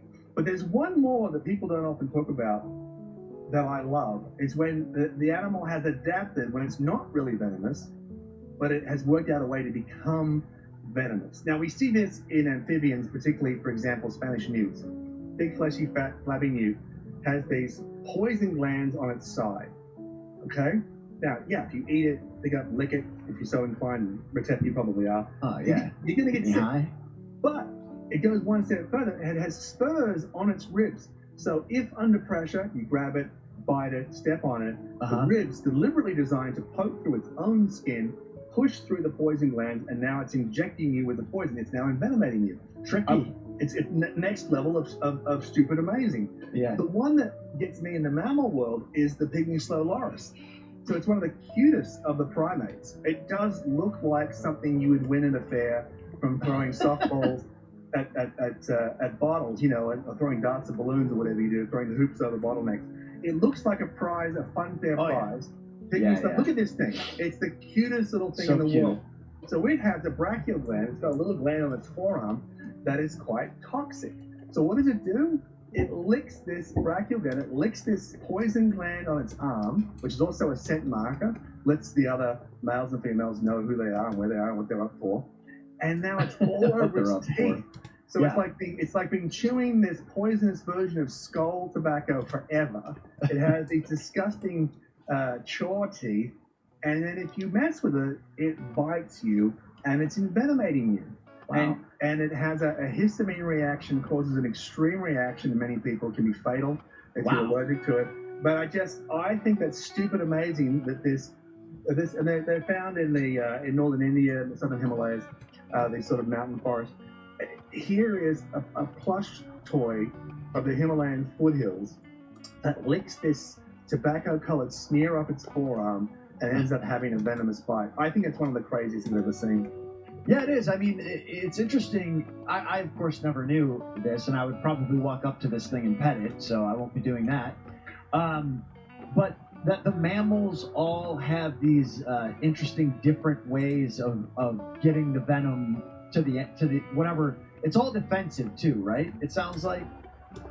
Well, no, because particularly the case with shrews, and when I was doing Little Giants, we tested this on the Asian shrew, also known as the Koen shrew, and we caught those. I think it was Thailand, was it Laos? Can't remember now. But the point is, very interesting animals, and in that case, their venom. And by the way, when they get fired up, you're holding them and they're getting angry. Or hungry, and you're offering them we fed them lots of grasshoppers because they got to eat constantly, not unlike the mukbang videos, and because they burn so many calories. The issue with these tiny animals is they starve to death because they don't eat fast It's just like enough. a human baby. It has to cluster feed every fucking 5 seconds. All the time. Yeah. And in often the case of these shrews, they eat so much so quickly that they get ahead of their teeth, even though their teeth are replenished. And some of them have an iron oxide. You see these little rodents with black tipped teeth. It's not because they don't brush their teeth or because they're chain smokers. It's because they produce an iron oxide to coat the teeth to make them last longer. But even so, they're eating so much, they flatten their teeth and effectively have got no teeth. And then they starve to death because they're not getting enough food because they can't eat it properly. Right. And they starve to death before their teeth grow back. Anyway, in the case of these venomous shrews, and these guys live life on fast forward. They're just, the hummingbird of mammals, zooming around. And the amount of saliva that it produced from the difference between a normal non-agitated state to an agitated, defensive, or hungry state was ridiculous. It was like someone ruptured a fire hydrant, and it's just gushing out because it's got all this saliva, all this venom is now in the mix. Wow. I mean, it was a really strong reaction, and their venom is not particularly bad for someone as big as a human being, unless you have a reaction to it. But it has a numbing effect. So it's there are some digestive enzymes in it, but yes, it's defensive, but it's also an offensive weapon because they get onto the legs of a bird or a lizard, and it paralyzes, it slows those animals, and now they can really start to dominate them and pick off a prey item much bigger than themselves. So it is both a defensive weapon and an offensive weapon, and they use it with spectacular success. Well, shit, I wish I was venomous. So, well, here's the thing. If you could have any strange, stupid, amazing behavior, and I'll lead on this to give you time to think about it, but I think I'm in Google. If you could, just give me a couple. I know there was something we were talking about before with the hairy frog in Central Africa. It breaks its own bones to produce a Wolverine-type shiv out of its hands. It's a horrible way to live. One of the ones that I would love to have is certainly when I'm swimming and diving, is I would like to have the ability for cloacal breathing. So you breathe out of your butt? Exactly. And there's a number of now there are caudal breathers, and that's a secondary tube that insects have in their butt. But reptiles, some crocodilians, certainly a number of turtles, have this cloacal breathing, and they do a respiratory exchange of oxygen in their anus, which allows them to stay underwater for a much longer period of time. I don't mean minutes, I mean like a day or two. Oh, wow. It's a big lung full of air, and then they sit very still. They're not using a lot of oxygen. They're waiting for opportunities to feed, or they're just staying away from those giant crocs in that area you get in North Queensland. But yeah, the ability to continue breathing underwater, and suddenly, drowning's not so real a problem. And I love I love my kids to have that ability. So I feel, I don't necessarily want gills that are going to dry out, but if it's already packaged up neatly in the trunk, a respiratory device, I think cloacal respiration would be a great skill to have. Okay, all right. Well, here's one for you. Many animals have this superpower. It's been recorded since the days of ancient Greece, in fact. Okay, bring it. I would like the power to predict earthquakes up to 1 week in advance. Anything from worms to dogs and numerous other species supposedly have this power. So is that right? Pick up the pre-tremors? Yeah, they pick them up to a week before an earthquake happens. They don't know why or how they do it. But it happens. I mean, imagine if we had it. Imagine the lives. Oh my God. We could say. I remember once when I was in Sydney, and I think was it Moulin Rouge? Ewan McGregor was there though, and my studio in those days was near Fox Studios in Sydney, which is a big sound stage. They did a lot of the Star Wars movies there, and I'm pretty sure it was Moulin Rouge. Anyway, because he was in both Moulin Rouge and the Star Wars prequels. And I remember him talking about it on television, which is why I know the time period. Anyway, there was this epic ice storm, that hammered so much of Sydney at that time. And, giant hail, bigger than golf balls. And then you got these composite pieces that were big, the softballs, one the size of a basketball, composite pieces of hail the size of a basketball that went through the closed sunroof of a car. Jesus. I mean, like an act of God, Yeah. Anyway, we were working in this big old converted warehouse, and we had a studio there with writing my books and all the rest of it, and it had this steel roof. and it was just shredded. By the time the storm was over, and I heard this noise coming, and it sounded like a train, which made an old-fashioned steam train. That was the sound of it, and it didn't make any sense because we're nowhere near any train, and also steam trains, haven't seen those in Australia for 100 years. But this roar, and then bang, that's hammering the roof, and it turned this giant steel roof into like a cheese grater, just punching holes in it. Oh wow! And we were getting pieces of ice coming through. We were safe, but it did incredible amount of damage. Look it up, this epic Sydney ice storm, which I guess was somewhere around the late 1990s, early 2000s. Anyway, millions and hundreds of millions worth of damage to vehicles and property and all the rest of it. And I remember my friends, they just bought the brand new, I forget what it was, like Land Cruiser, the small one though, the little ones that the Land Rovers put out, whatever it was. Bought these little cars, had this internet business, and they're just making a little bit of money. Bought themselves, their best friends, bought themselves 2 new cars. They park out the front, and they just getting hammered by these hailstones. And it was so dark, the storm. You know how the sky goes dark green? It's hard to see, and the cars were only about 50 feet away. And they wanted to go and move the cars, although there was nowhere to move. We didn't have any covered parking. And in the darkness, you could see the cars bouncing and twitching like a dying animal. You know the scene in Apocalypse Now where they're killing the buffalo at the end, at the same time when Colonel Kurtz is being killed by Martin Sheen? And but I can picture it. It's that. And these cars, and the alarm's going off, and they're bouncing. It's like it's being hit by these invisible hammers. It's like something, from a science fiction movie. Anyway, at that time, we had an enormous number of fruit bats, specifically gray-headed flying foxes. So at that time, we had an enormous colony of fruit bats living in this tree in a park across from where I live down by Sydney Harbour. And I mean hundreds, if not thousands, of fruit bats. And these are the gray-headed flying foxes, one of the mega bats, one of the largest bats in the world, has a wingspan of about 4 or 5 feet. Damn. And these things are just everywhere. And, that time of year you see them every sunset, like this giant twisting leather ribbon of bats. That's kind of cool.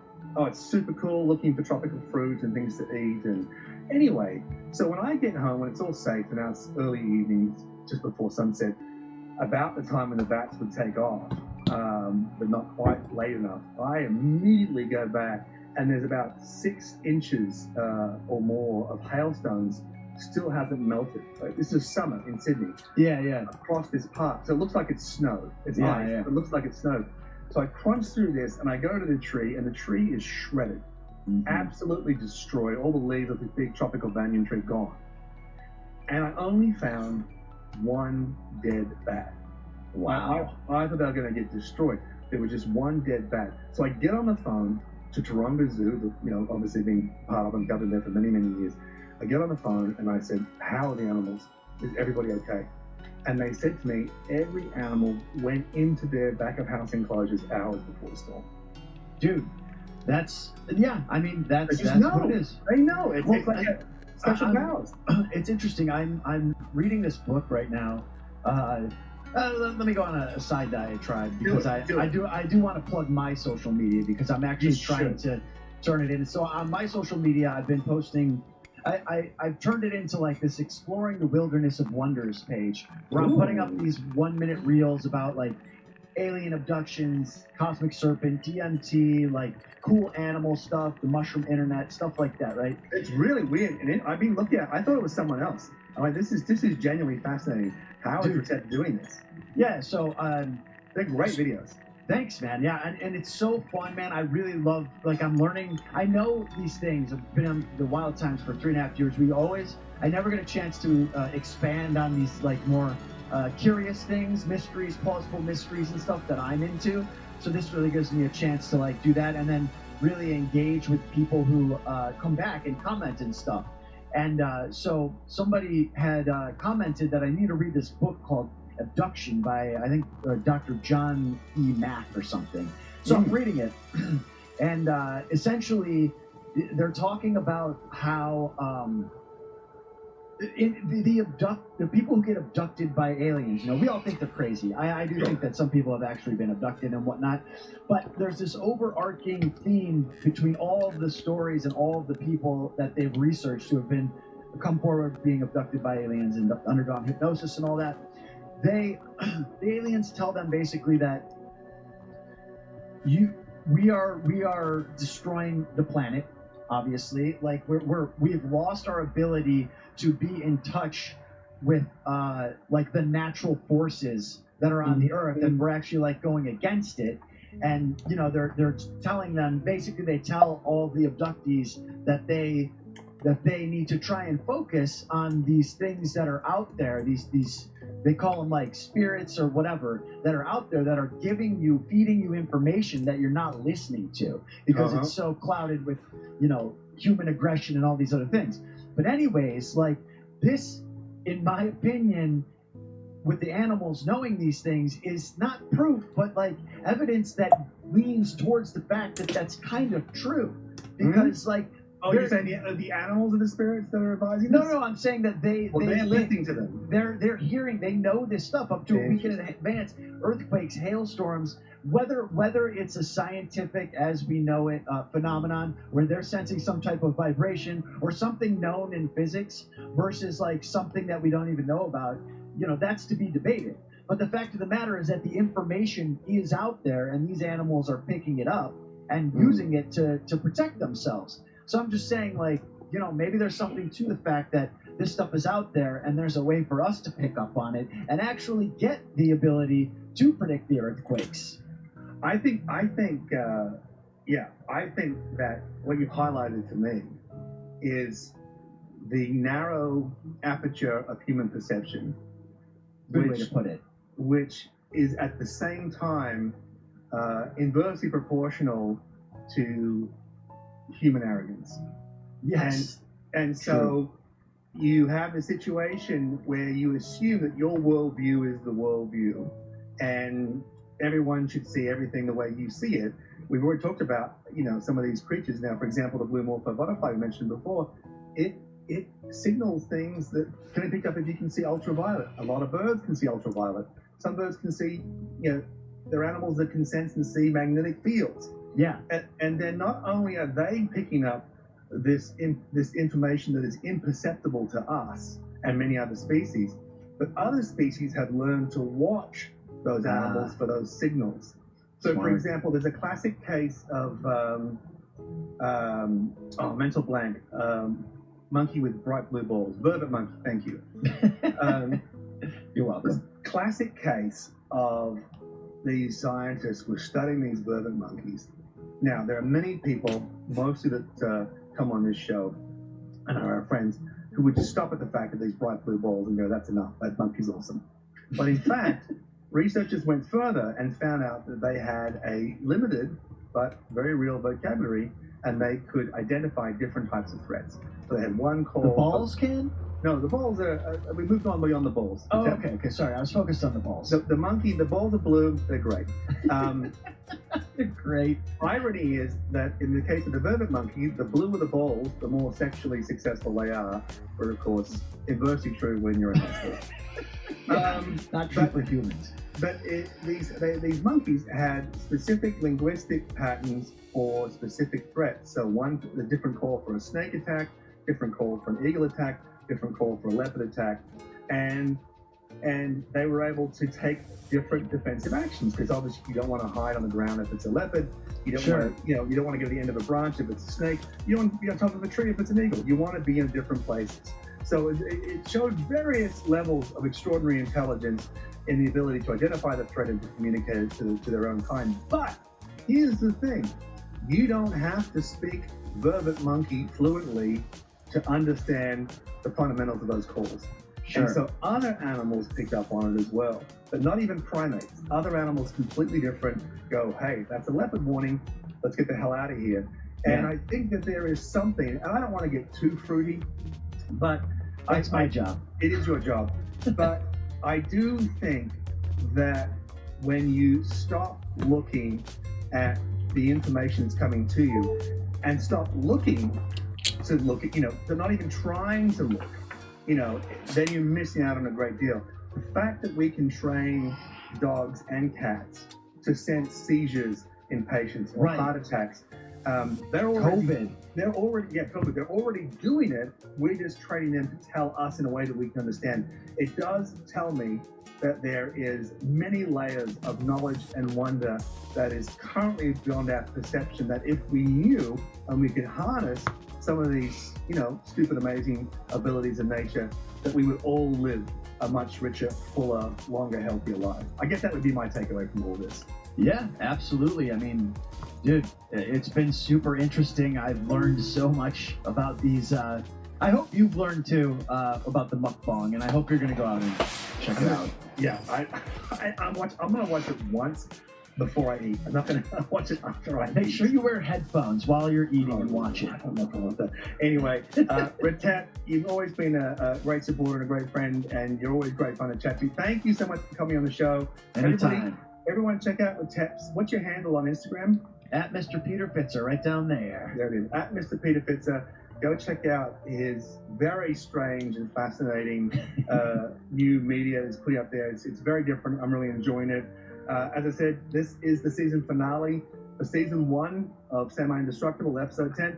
So if you want to follow me and find out what I'm doing next, again, you'll find me on Instagram at Tasmanian_Grizzly. I can always interact with you there. I'll come back and answer questions here, of course, like I always do. We're going to put out a best of video soon.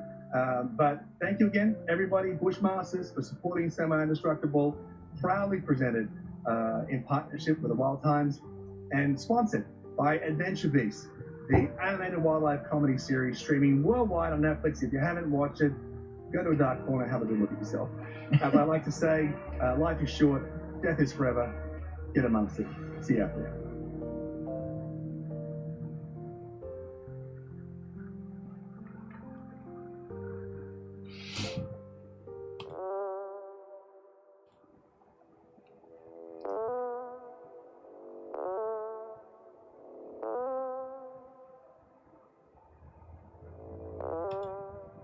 Пола, мы сейчас где?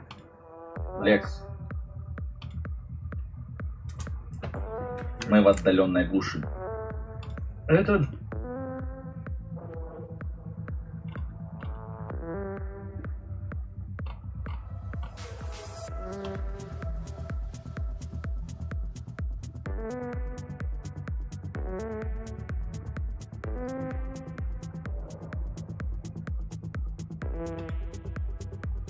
Welcome to the practice.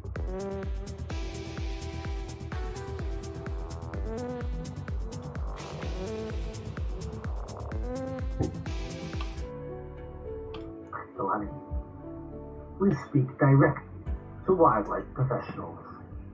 If professional success for you means working with wildlife, subscribe as we go around the world interviewing people about what it takes to be an animalist.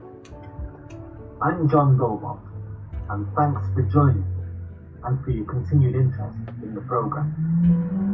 Hello and welcome to episode 234. For this episode, and for the first time, I have a panel of 3 experts who will talk to me about a particular case study involving the treatment, rehabilitation and release of a young swallowtail kite in Louisiana. It is a model for what can be achieved when multiple professionals come together in collaboration. A veterinarian, a rehabilitator and a raptor biologist talk together about the hard and soft skills needed to rehabilitate a swallowtail kite. If you are a student of English as a foreign language, this video will be good for you because you will hear 2 accents, American and British. Rehabilitating swallowtail kites and living the wild life looks like this.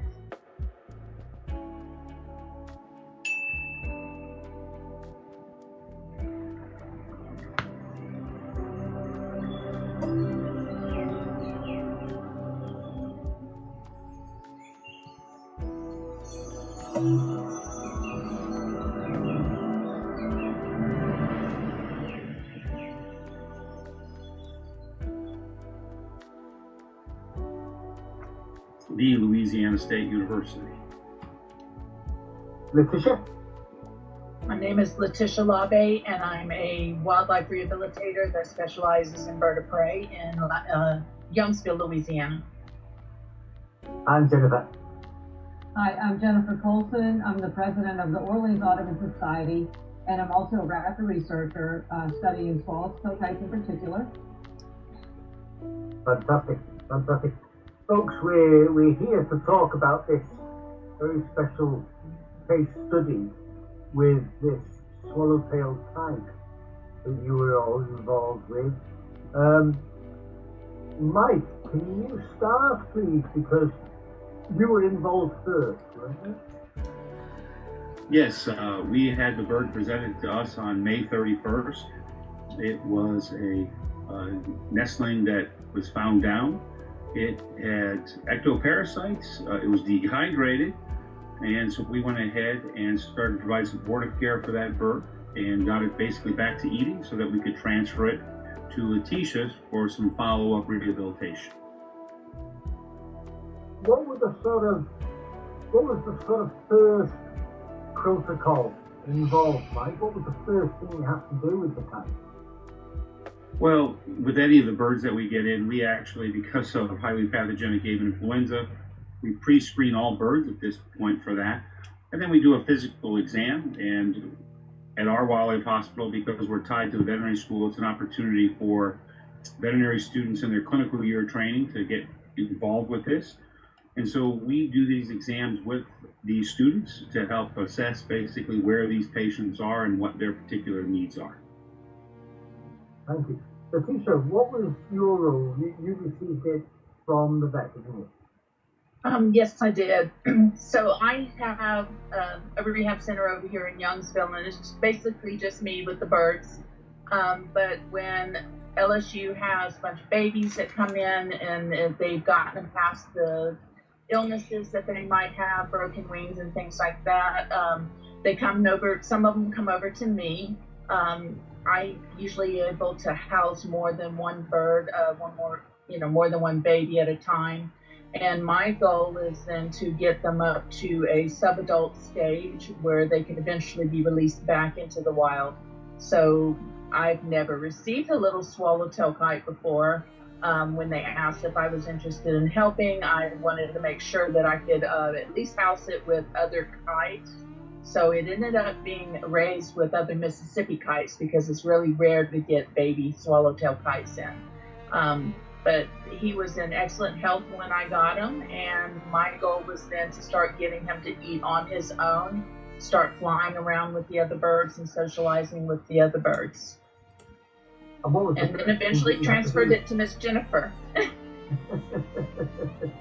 Jennifer, let's come to you. You had it last. What was the next stage for you? Well, my concern was to get it back with other swallowtail kites. And since we were doing studies and monitoring nests and roost sites, we were trying to decide what would be the, absolute best chance for this bird to have a good start in life. And so first thing we did was try to find where the bird originally came from so that maybe we could even get it back with its family group. And so Dr. Mark Mitchell quickly provided the records. Unfortunately, we weren't able to get in touch with the source. Like the number there was a problem. Anyway, we weren't able to get in touch with the source, could not find the exact location. And so at that point, I decided we were working with some private landowners on an American Bird Conservancy and international paper collaboration, some working forests or timberlands that were on the Pearl River Basin that had a really large group of kites, but it also had a late nest with 2 young that were just about ready to fledge. And we knew of a reliable roost right there. So it was isolated, it wasn't going to get into trouble finding people or anything like that. And so we talked to the landowners, and they were thrilled. They were really excited about, being able to contribute and their land being of value. So when Letitia brought it to me, the bird was in really good health. I mean, she had really beat the bird up, gotten them fattened up there, but it really didn't have flying experience yet. And since I'm a falconer, my husband and I decided that we're going to do some conditioning training, which we've done with plenty of other swallowtail kites before too. They have really long wings, and so they're not a bird that it's really easy to fly around in a chamber unless you've got something really large. And even then, their feathers break easily. So we condition it, and then we're able to release it on July 3rd. Or July 4th, yeah, somewhere right around there. How similar, they're very similar to Mississippi kites, aren't they? But is the Mississippi kite very common in Louisiana, but the swallowtail is extremely rare? The Mississippi kite is very common. Gosh, some springs I get upwards of 45 to 50 babies during the spring. It just depends on what's going on with the weather. Usually during hurricanes and things, you get more. But the swallowtail kites, from what I understand, are very rare. I knew Jennifer because I had noticed a swallowtail kite one time, and I called her up because I knew she was doing a study, and I said, "You don't know me, but I'm riding along the levee, and there's a swallowtail kite, and I know you want us to report them every time we see them." So that's how I ended up finding Jennifer. And when I knew about this little kite, I was really excited because I know how rare they are. So I'll let Jennifer tell you how rare and what the study is about. So the swallowtail kite and the Mississippi kite, even though they're both kites, they actually aren't very closely related, but they are sort of, convergent evolution. They serve similar functions in the world and have similar lifestyles. And so they often do feed and roost together, and they'll often nest very close by. So there is an association there. And Letitia's absolutely right. The Mississippi kite is expanding its range, and it's doing quite well. On the other hand, the swallowtail kite population really crashed around 1880 to 1940 and had a dramatic population reduction and range reduction. I mean, they used to extend all the way to Minnesota, so they're not doing very well. But they probably have experienced a modest recovery recently. Well, that's fantastic.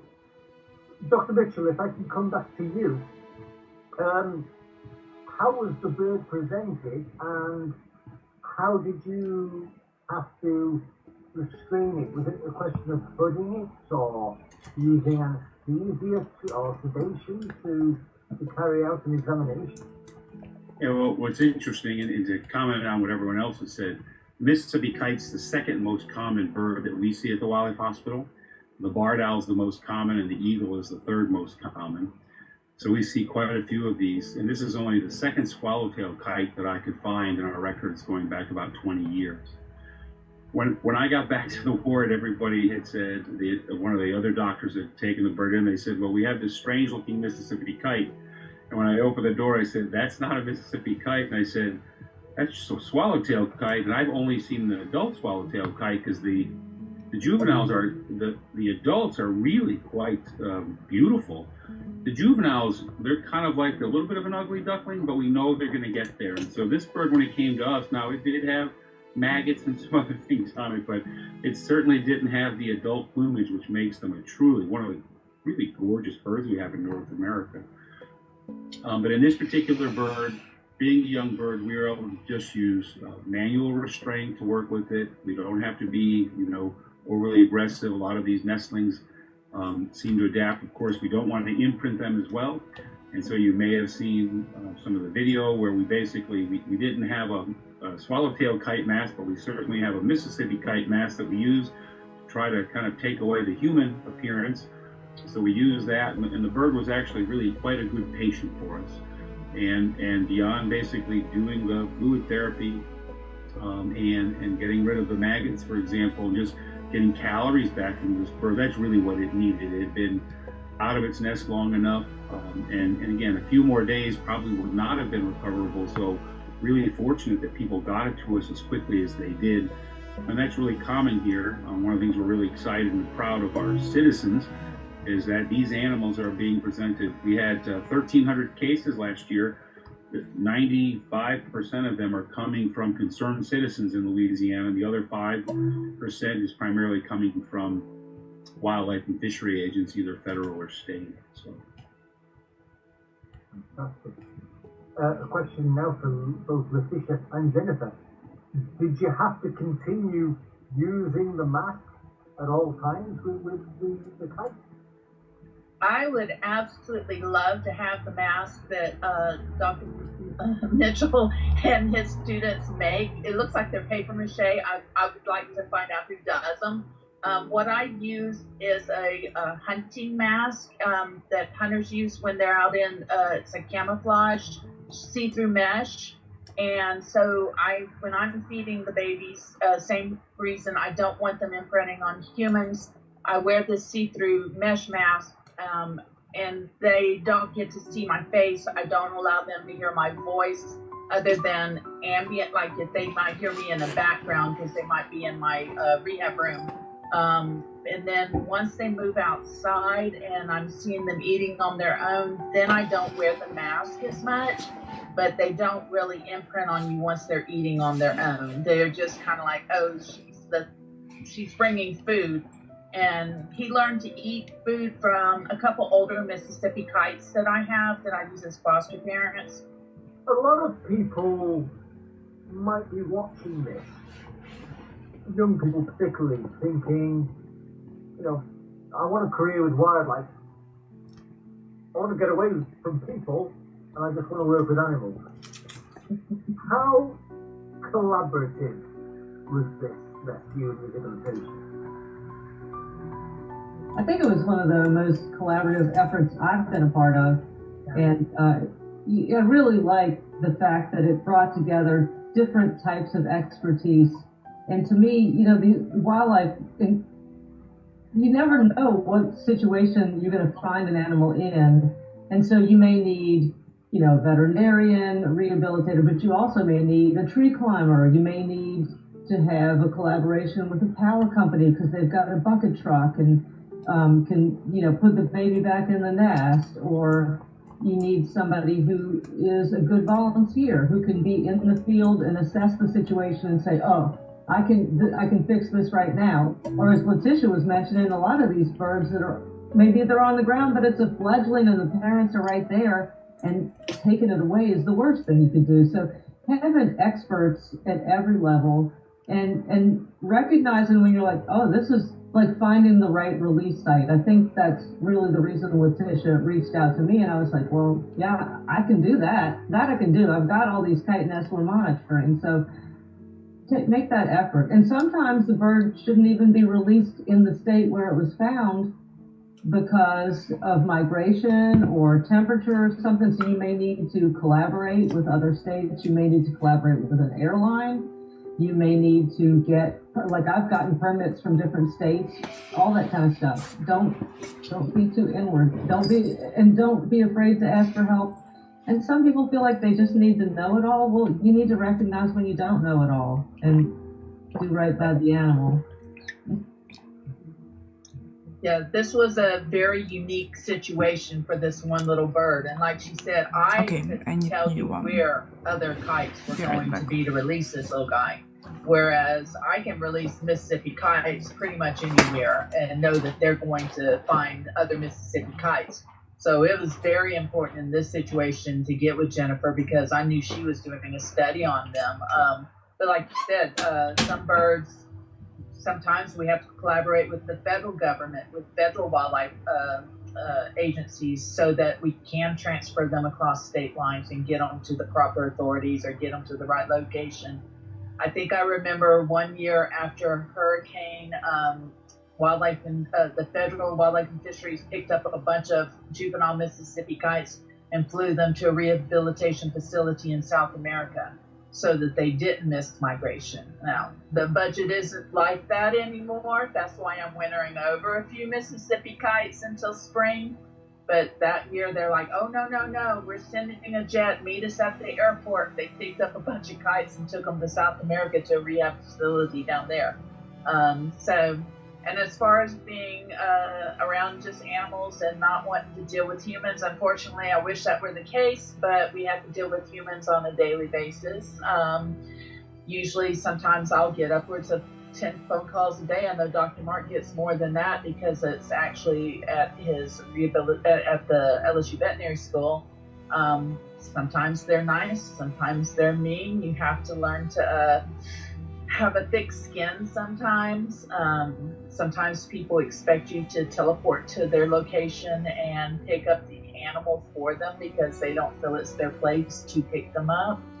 A lot of times I can sweet talk them into rescuing them and bringing them either to LSU if they're closer or to me.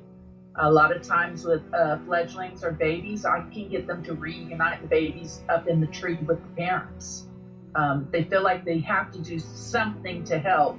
And so I just have them put the fledgling in a crate, stick it up in the tree, and then I tell them now just prepare, that baby might come right back out of that tree because that's what it's supposed to do at its age. But I mean, I wish we could be all like Dr. Doolittle and wall ourselves in and not have to deal with the injured animals, but unfortunately that's not the situation. We have to deal with the human aspect of it too. And the education, it's important to educate the public on why we do the things we do. A lot of people, like you said, will say, let nature take its course. To me, that's kind of a sad situation because I know in my heart that I would rather help an animal pass over by euthanasia than allow it to suffer, because a lot of times it's a human impact. They've either been hit by a car, they've been gunshot, or they've been poisoned, or something has caused, a human has usually caused the injury to this animal. And to allow them to suffer, it breaks my heart when I can't get to an animal or they tell me it ran back into the woods, because I know it's going to be a long suffering process for that animal. So I'd rather take the step and do what I have to assist the animal to pass humanely than to allow it to suffer. But a lot of emotional aspect to rehabilitation. It's not all fluffy, sweet, loving, cute. You know, sometimes we get them in and we have to make hard decisions. And Dr. Mark, I'm sure with being a veterinarian, you want to do everything you can to help an animal. Sometimes you do the help and then you realize that this bird is no longer going to be back into the wild. So then you have to make another call and say, even though I've done all this surgery on it, I've done all of this work on it, this animal's not going to be releasable. It doesn't make a good candidate for an education program. The most humane thing to do would be to end its suffering, because technically this bird is a wild bird. It's not a pet. It doesn't want to be captive the rest of its life. If the cage were open, it would wander off into the woods and just die. It's not like it's, oh, this human's feeding me and caring for me. It's just like, okay, this is where I get my food and they're not hurting me, so I'll accept that. But the minute you turn your back, I'm gonna leave and do my own thing. So that makes any sense. I'll echo what my teammates have both said. You know, to what Jennifer said, depending on the estimates, there's between 12 and 18,000 species of birds, based on how people want to categorize them. No one can be an expert on 12 to 18,000. In human medicine, they have a hard time being experts on one species. So you can imagine the challenge. And then to go to the communication side, you know, a lot of times people say, I want to be a veterinarian because I love animals, and I don't want to talk with people. But if you spent, you know, an appointment with a veterinarian, an appointment with an MD, you'll notice that the veterinarian has to do a lot more talking and a lot more communication to be successful. And it's really important for us to be patient. As Letitia said, there's going to be folks who have expectations. All of this is done volunteer. In some countries, in a number of countries actually, all this rehabilitation, there is funding provided to do that. In the U.S., there's not state or federal monies. This is all being done volunteer-based. You know, Letitia has to fundraise everything as a private individual. We have a little bit more of a luxury because I'm at least in the university, so I have something to tie my name to, but we still have to do the same thing. So, you know, every time something comes in, we try to let people know, you know, we don't have the capacity to transport and do those things as we've talked about. This is all done by volunteerism, but I like to reinforce to our students, you know, this is where the greatness of humanity is. There is no other species. You know, there is commensalism and mutualism, where species kind of work together to make sure that they survive. But humans have the capacity to basically put themselves in harm's way to help, you know, take care of something. We have 3 bald eagles in the hospital right now. They do not want to politely and respectfully allow you to do your exams and medicate them and do your surgery. And so we put ourselves, you know, at risk when we do these types of things. And I think this shows what the real potential of a human being is, to be able to help and take care of those other species. It goes with what Gandhi had talked about. If you want to know what's happening with the society, see how they treat their animals. And so the communication becomes very, very important for us when we're working with society, with biologists, and then even like a set of teammates like this. But this couldn't have gone off any better than this. And it was amazing to me to be able to share Letitia's videos and Jennifer's videos back with the veterinary students and the other doctors, and they were just so impressed and really reinforced how important we as a group have to work as a team to be able to provide success, even for this one swallowtail kite. And as Jennifer mentioned, there aren't a lot of swallowtail kites, so they're really important to get out there.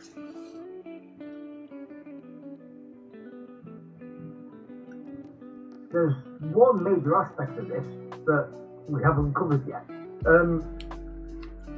Can you tell us more about the transmitter that was used? And Jennifer, was the process of release what they call a hard release or a soft release, or was it something else? Okay, the transmitter is a GSM GPS transmitter. So it works off of cell phone technology, the towers, and it only will work when the bird flies within range of the cell tower and is talking to, you know, downloading data or uploading data rather at that time. So right now we're not receiving data on the bird, but that's expected. We wanted to have a transmitter on it because, you know, I wasn't sure that it was going to be accepted by the group and didn't know if it would get in trouble, if it would really go off and feed for itself, and we could tell right away that it was. So it was a fail-safe for if it wasn't doing well, that we could recapture it possibly. But also, this is a newer technology and it's lighter. It's a little transmitter like this. It's a remote, you know, we're getting the data remotely, and this would be the first time we've ever put a transmitter on a bird this age. We've only put them on adults before because the transmitters we had were larger. We wanted a bird with a, you know, bigger wingspan, heavier weight, and also very expensive technology. Young birds have a lower survival rate. So do you want to really risk $4,200 on a bird that may not make it? But these are less expensive transmitters. And I want to give a shout out to American Bird Conservancy and International Paper and Avian Research and Conservation Institute, my colleagues, because they were all like, yes, let's do it. Because, you know, we didn't plan to have a young kite to tag, but I think, you know, if this bird makes it, we'll get some really groundbreaking information out of what birds do in those first 2 years of life. And we may even learn things like, what is their age at first breeding? Because we don't even know that now. We know it's not age 1 or age 2 from some other technologies that we've used before. So Letitia had asked me before, where is the bird now? She, the last record we got from her was, I think, October 9th, and she was in Honduras. And you might be worried about, well, wait a minute now. Yeah, because swallows okay to migrate all the way down to southern Brazil. So is that okay? Well, it makes me nervous because I want to know where she is at every minute of the day. But it's okay because it tends to be that when you get down there, there are fewer cell phone towers, and the kites are usually in very remote areas. So we're hoping that, you know, in the spring we'll get some really good news that she's alive and well. And I was excited about this because as a rehabilitator, I can release birds and then I just hope that they have survived and moved on. Now, a few that I've released on my own property, they've proven to be little beggar mites, and they come back every day for the nice woman who walks around with a bowl of mice to get a free meal. So I know they're doing good because they also bring me presents and, you know, have dropped bird feathers on me or half-eaten snakes or half-eaten crawfish on top of me. But this little guy was like, well, this is going to be really cool because, like you said, most birds don't survive their first year. So when she was sending me updates on tracking, I thought that was amazing. And I think there was a birder who also went and found her according to her tracking device and informed everyone that she had been roosting with some Mississippi kites. So I took a little blame for that. But I was like, but it's really cool to see that, you know, this bird is thriving. At least it was thriving while it was, you know, in our area and we could track her. So it'd be cool if we could put tracking devices on all the birds and see what happens. But unfortunately, we just hope and pray for the best. And this one's kind of cool that we're going to get so much data off of this one little guy. Little girl, I think she came out to be a female. So. Yeah, so she was, after we released her, she spent some time at the release site and started, you know, moving around a little bit more each day. And then, like, within a few days, she was really moving around like a kite that had, you know, was 10 years old or something. And then she took a jaunt and really went west in the United States and ended up on the Red River on the Texas-Oklahoma border. And I was watching her pattern, and we had a volunteer that the Avian Research and Conservation Institute knew in that area who's a good wildlife photographer. And I said, Lori, I wonder if you could go out there and look for this bird. So Lori Lawler went out there and she did find the bird. And don't worry, Letitia, about her roosting with Mississippi kites, because all kites do that all the time. You're good. But anyway, you know, she was joking. But, you know, the point is that the bird was really healthy. She got fantastic pictures of her. The place was covered in grasshoppers, and that's clearly why she was there, because she wanted to be there. She was fattening up for migration. And I could tell from her whole track that bird was in good shape. I mean, you can just tell a bird that's moving like that and going all the way down to Honduras is in really fit shape. So we gave her as good a chance as she could possibly have. So if she doesn't make it, you know, things happen to birds all the time that are out of our control, out of their control. So, but I hope she does. Here are his tracks from and the there's been first some day, studies that showing have that he did suggested, not you know, move much, especially a which bird had me this worried. size, if this He bird really picked up the maladapted, pace on days it 2 wouldn't and survive 3, more than 2 and to he 3 soon weeks crossed in the the Pearl wild River. from starvation. So the On fact days 4 and 5, because of you can see Jennifer and him her team broadening were able his to track the horizons, bird out through at and no least doubt October, following the other bird made it to kites. Honduras, this bird has adapted, And by so days that's really 6 what and we were 7, after. it would be hard to distinguish But his there are a lot tracks of from things that that of an are adult kite. there are a lot of pressures And on he's these feeding animals. This is over why a it's so variety of important for us areas, to be including paying in the close middle attention to what town those are, and from over the several climate to areas other of pine anthropogenic plantations. influences. In a surprising turn of events, the Silver Creek Kid hightailed it cross-country to North Louisiana and is now hanging out near humans and Faraday. Poaching, etc. We hope that he is So long-lived it's really and important teaches that us we much work about as the a early team to years help of a ensure kite's that these animals development. can have the success that we're It took hoping that they substantial can have. teamwork to rescue, rehabilitate, and release this young kite. So No, I was Early going to say Audubon it's Society getting would harder like to and harder acknowledge our for partners. especially the Of kites those in our not yet area mentioned, from Gina Kent clear and Ken cutting Meyer of the Avian entire Research wooded and Conservation areas. Institute These birds come back provided and nest logistical every support year for the in the tracking same device, location. and the state But agencies helped us with the people who are necessary building permits. subdivisions and Thanks, contractors, they don't think about that. Their goal is to knock everything down and put in as many houses as they can possibly do.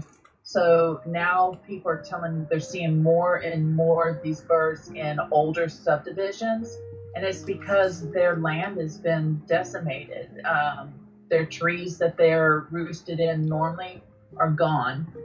Entire new subdivisions have been built in, and instead of leaving old tree breaks or tree lines or even old oak trees or old pine trees, they're clear cutting everything and coming back in with ornamental trees and flower gardens, thinking it's aesthetically pleasing, but it's also doing a large detriment to our wildlife, especially our migratory birds, because not just the kite species, but owls will nest in old trees that have hollows in them. Great horned owls have a territory of about 30 miles. But other birds, the smaller they get, their territory is smaller and smaller. And if you start clearing all the tree line, then they're kicked out of their territory, so it can be a death sentence for these animals. This is absolutely fascinating. I could go on all night. Sadly, time is against us. Folks, is there anything that you'd like to add?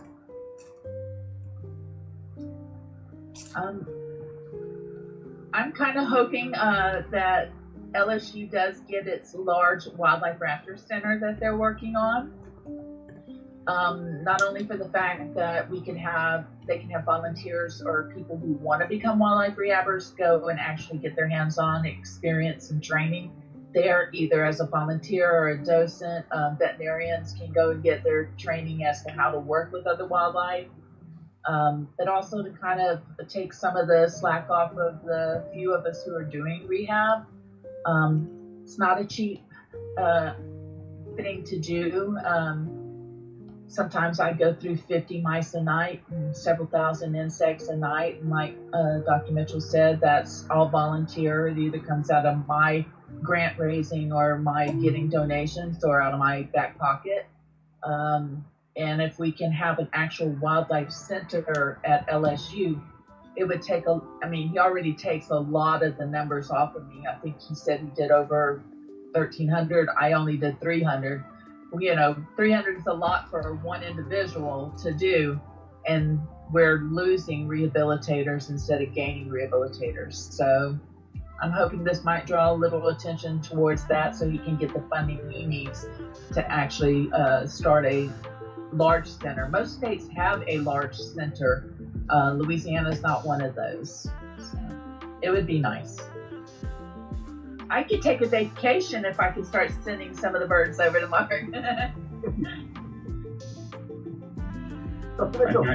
I think it's really important. We are intimately tied to our environment. Our success as a species and our wildlife are very important. And we do a lot of research looking what's happening with these animals, with diseases that are in animal populations, those that can be zoonotic, and even those that can go back into animals from humans, like SARS-CoV-2, for example. We find those in deer populations as a result of our exposure to them. And it's really important. If we don't protect our environment, we're going to find ourselves in a lot of trouble right now. As we're filming this, California is under duress, especially outside of LA, as a result of how the environment's being treated and the impacts on the wildlife, the impacts on the humans. So it's really important that we recognize and go back to that idea. We as a species have a very special skill set. We can come and help these animals. We can protect our environment. And we all really need to come together to do that. And I echo again what Letitia had said. There are ways to be able to do that. Get out there, get educated, find those folks that need help in your community. They can be private individuals like Letitia. They can be a facility, more like our facility, where we need help because you've got a lot of people doing a lot of work and they don't necessarily have a lot of time off, and burnout can be high. So the more that you can do to help these folks out, the better it will be. I'd like to end with the release story on my end. So this was really, we took the baby out into the middle of the swamp. Had just put the transmitter on the night before so it could get used to it. And my volunteer, John Nelson, took the kite and gave it a great big toss into this slough that was lined with cypress trees. It was beautiful, right across from a roost of swallowtail kites. And the kite turned back and just went whoop, right into a cypress tree really close. And you're like, oh gosh, we didn't even see much of a flight, And it just sat there and preened and, sunned its feathers, spread its wings out to sun. And when a swallowtail kite spreads its wings out, it's really beautiful. But the roost of kites took flight and they flew overhead and circled around the kite, and they were calling, and it was, wow, they really noticed right away that another kite had joined the group. It was really magical.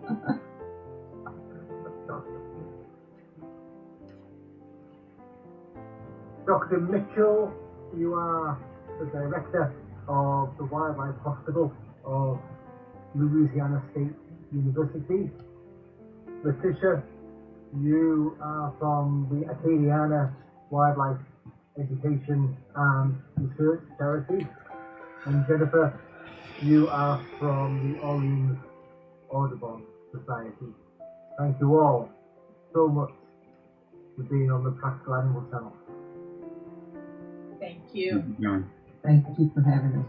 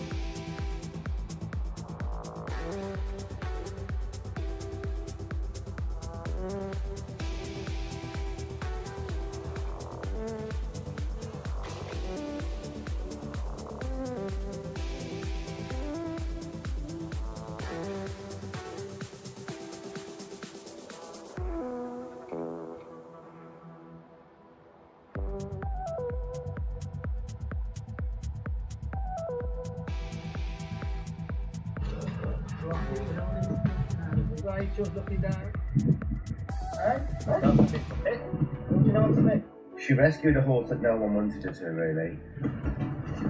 I think that's my worry, that if I bring his energy up, that I maybe don't feel that I might be able to bring it back down quick enough. It's not. Right there, I shut my eyes. I think it's probably more likely to pick up from the ground. Don't make me cry now. There's been so much feelings in the whole thing, isn't there? Is that better than he is? Yeah. He attempts to get up and he collapses down on his left hind. There she is, down waiting. Huh? Auntie Marley. She's not doing bad for 83, is she? 83 this month.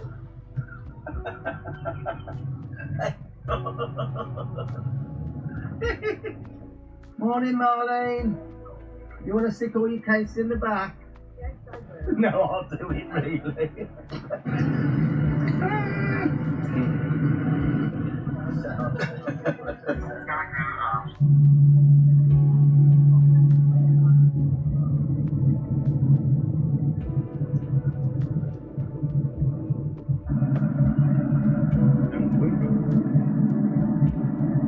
Do you think that?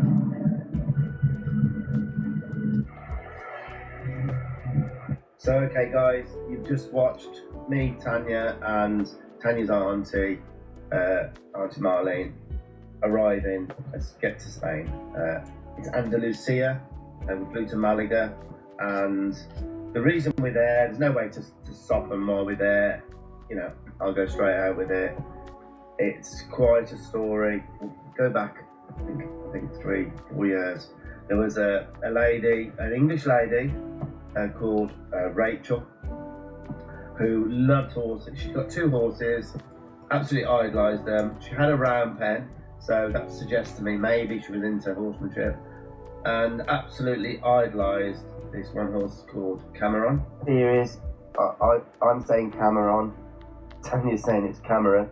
So he's 11, I think he is now. So at the time of the accident, I think it would have been about 7 or 8, something like that. And here's pictures of him here.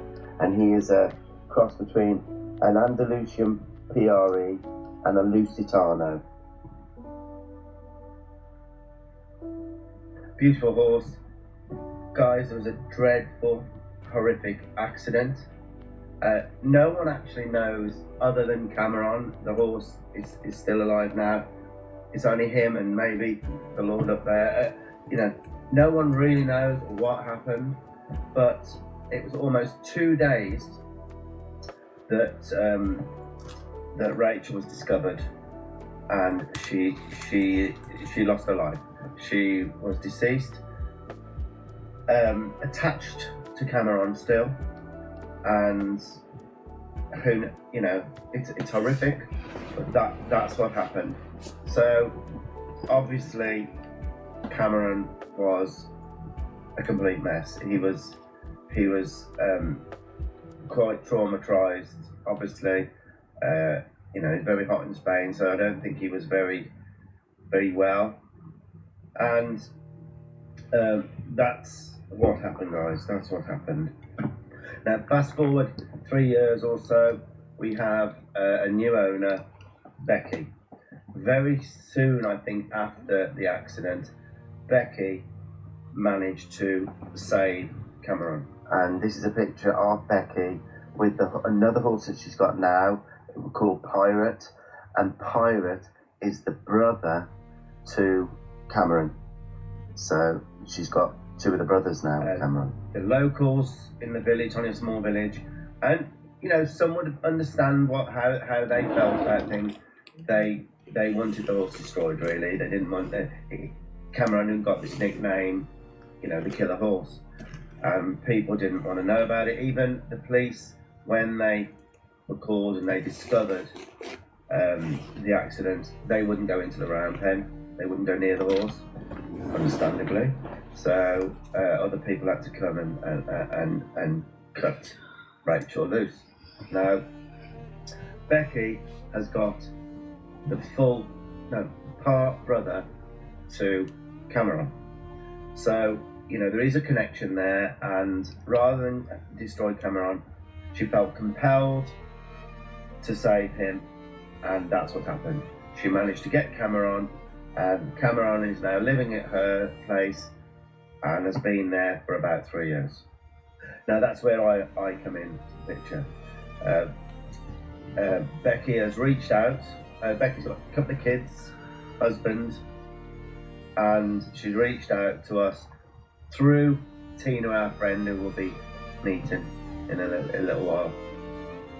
So Becky's reached out to us to go, and if there's any way we could, well, first of all, she said, is there any way we could give her advice on how to go about things? Because now Becky's thinking of riding, having a life with Cameron and riding Cameron, but needs some advice, is not sure what might happen. She wants an assessment, and asked Tina if we could give her some advice, maybe, through messaging and that. And there's no way, guys, that I could do that. There's no way. I would hate to be the one that said something and not knowing not meeting the horse. So, guys, that's why I said the only way we can help is if we come over. So that's why we're going over. That's primarily the reason we're making the trip. Financially, it would be very difficult for Becky to do it. So, guys, every now and again, Steve Young Horsemanship, will foot the bill, and that's what we're doing on this one. It's not often we can do it because life costs and the horses and everything go, so on this occasion, we really felt we needed to go. So we're going over there, guys. You'll see what takes place. I'm going to start the video off now. I will explain more as we go along. It's an incredible story. And if you want to miss, there's a little bit more of the Spanish bit. If you want to go straight to the horse, just fast forward to the horsey bit. If you want to watch it, there's a little bit of other things on there as well. So, okay, I'll get straight onto it, but there's a lot more to explain as we go on there. Oh yeah, trouble. Let's look, keep us chip. You never know. How do they look? I don't. Give me 5.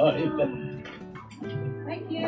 Give him €2, Tan. I'm just kidding. No, you can have €2. There you Tell you go. what, just because it's you. No, you're very kind, lady. Just because you. Yeah, thank you. I know.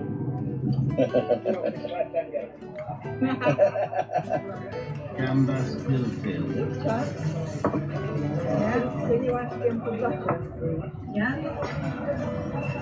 So this is the little snacky booze, is it? Before we have a meal later tonight. Okay. Oil. Beautiful. Paella. Yeah, bring the paella. Oh, look at that. Hey, you haven't had that long, and then lot left. Must be good. Lovely. Must be good. I'll make it. I'll hold it. Do you want to have a bath? Yeah. Huh? You hide it. You hide it. No, it is. Look at this. Look at this, guys. This is our hotel. Look at the floors. All the doors. Real Spanishy feel to it. That's our hotel. And tomorrow, Tanya, is the horsey day. Let's hope we can go and do.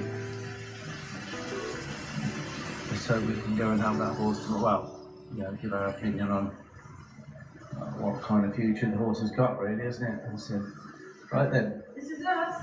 Anyway, we're on our way now to pick Tina up. Our good friend Tina. Tina Roscoe. Yeah. This is where we used to live. Alarin. El Grande. El Grande. And We're going to sneak into town first. I'm going to have our favourite bacon sandwich. Bacon and tomato. That we used to do. Oh, they make them so lovely.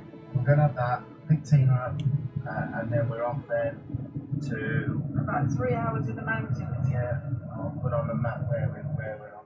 So there you go, guys. We have flown from Bristol, which is around here, and we've flown all the way down to Malaga in Spain, and I'm going to make this a little bit bigger now. So that's where we've flown to there, Malaga. From Malaga to the Sierra Nevadas, which are around here. It gives you an idea where we are in Spain. I think that'll be as good as it used to be, Tanya. Oh, yes. Bacon and tomato. Huh? I went to the supermarket to get Tina a wine. Oh, okay. Tina got the wine and chocolate. Another walk down. Hola! Another walk down. And that's Tina you've just seen there getting into the car. Tina Roscoe. She is on Facebook. And basically, Tina left the UK to go and live in Spain. Went on her own, guys. Bought a finca. Bought this little horse. An amazing horse called Alma, who I spent some time with and rode quite a bit. Yeah, guys, Tina sorted a villa out for us when we went to live opposite her, and it was an amazing time for us. And yeah, we were very privileged to know Tina. So yeah, guys, if you need your horse back doing, or a human back doing, she's amazing at what she does, and that's who'll be accompanying us today to go and help Cameron and Becky. So that's what we, Tina got us that, didn't you, team? I did. And we were there for 6-7 months.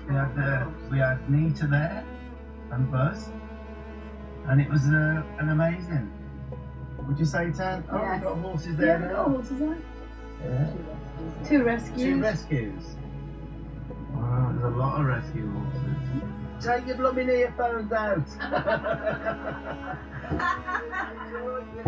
Yeah, you've been running. Yeah, training for ultra marathon in Wales. Oh, what? Whoa! My body makes it that long. And how long is the marathon? 75. 75 kilometres or miles? Kilometres. Whoa. Oh, well, I might tag along, You're covering behind him on the horse. We've not forgot the time we spent. A couple of photos, guys. Tanya just give me. There's Alma there. That's Tina's horse. Just a regular ride. Lovely Alma. And that's me and Tanya there. We just popped up to Tina's place with the 2 horses. That's Buzz and Nita. And that's looking down at the villa that we were just outside. You can see our little trailer there in the left-hand side there. And that's the final one there. That's first time I ever sat on Buzz. So we took 2 quarter horses there, Nita and Buzz. Oh, what's that town there? Wow. Is that the Ron team?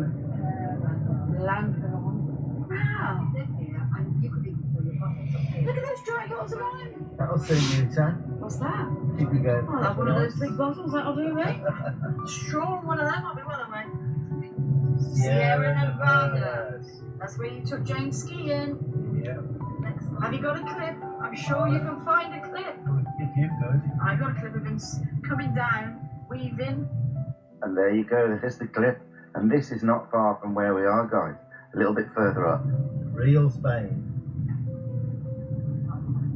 Know where we're going, team? Yeah, just follow this one. What's this? Bleep, bleep, bleep. Oh. You missed the island. I didn't go. Oh, look, the town's beautiful now. Look at this. We're still coming out of it.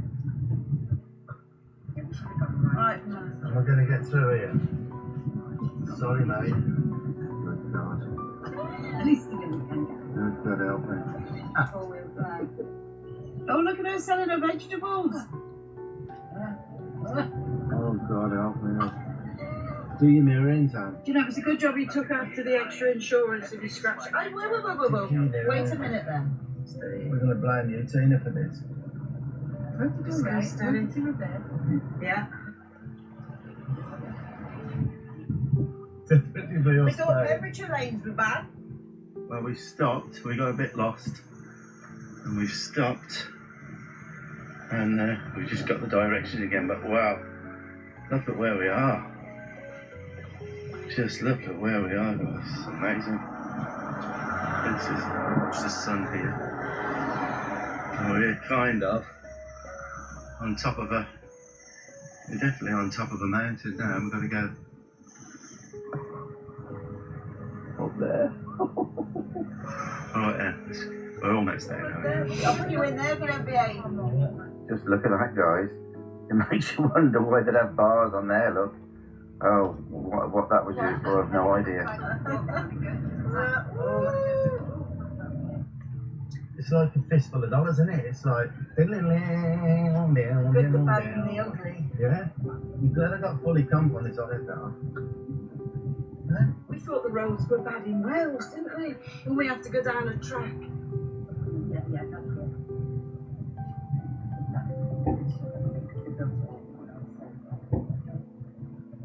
that's it. That's it then. Yeah. Where are you going? North Park, yeah. Are you? I'm faint. Is there anybody there? Hello? Oh, we have got the right one. Hello. Nice to meet you. So guys, we've just had a cup of tea. I've just come out to get my halter. And we're going to go and meet this horse now. But what an incredible story this is, guys. I mean, we're in the middle of nowhere up here, but it's very beautiful. There is a bit. But yeah, guys, look at this.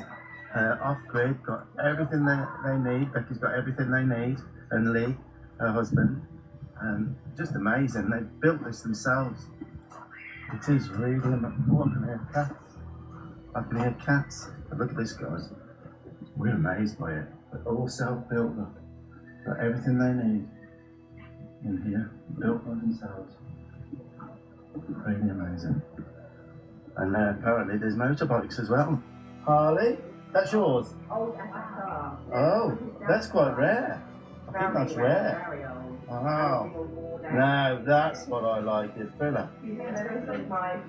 Oh, you've got a little sports. Is that the 1200? 1200 Sportster. He likes that, does he? Oh, he's got nobblers, so he can go all up. Yeah.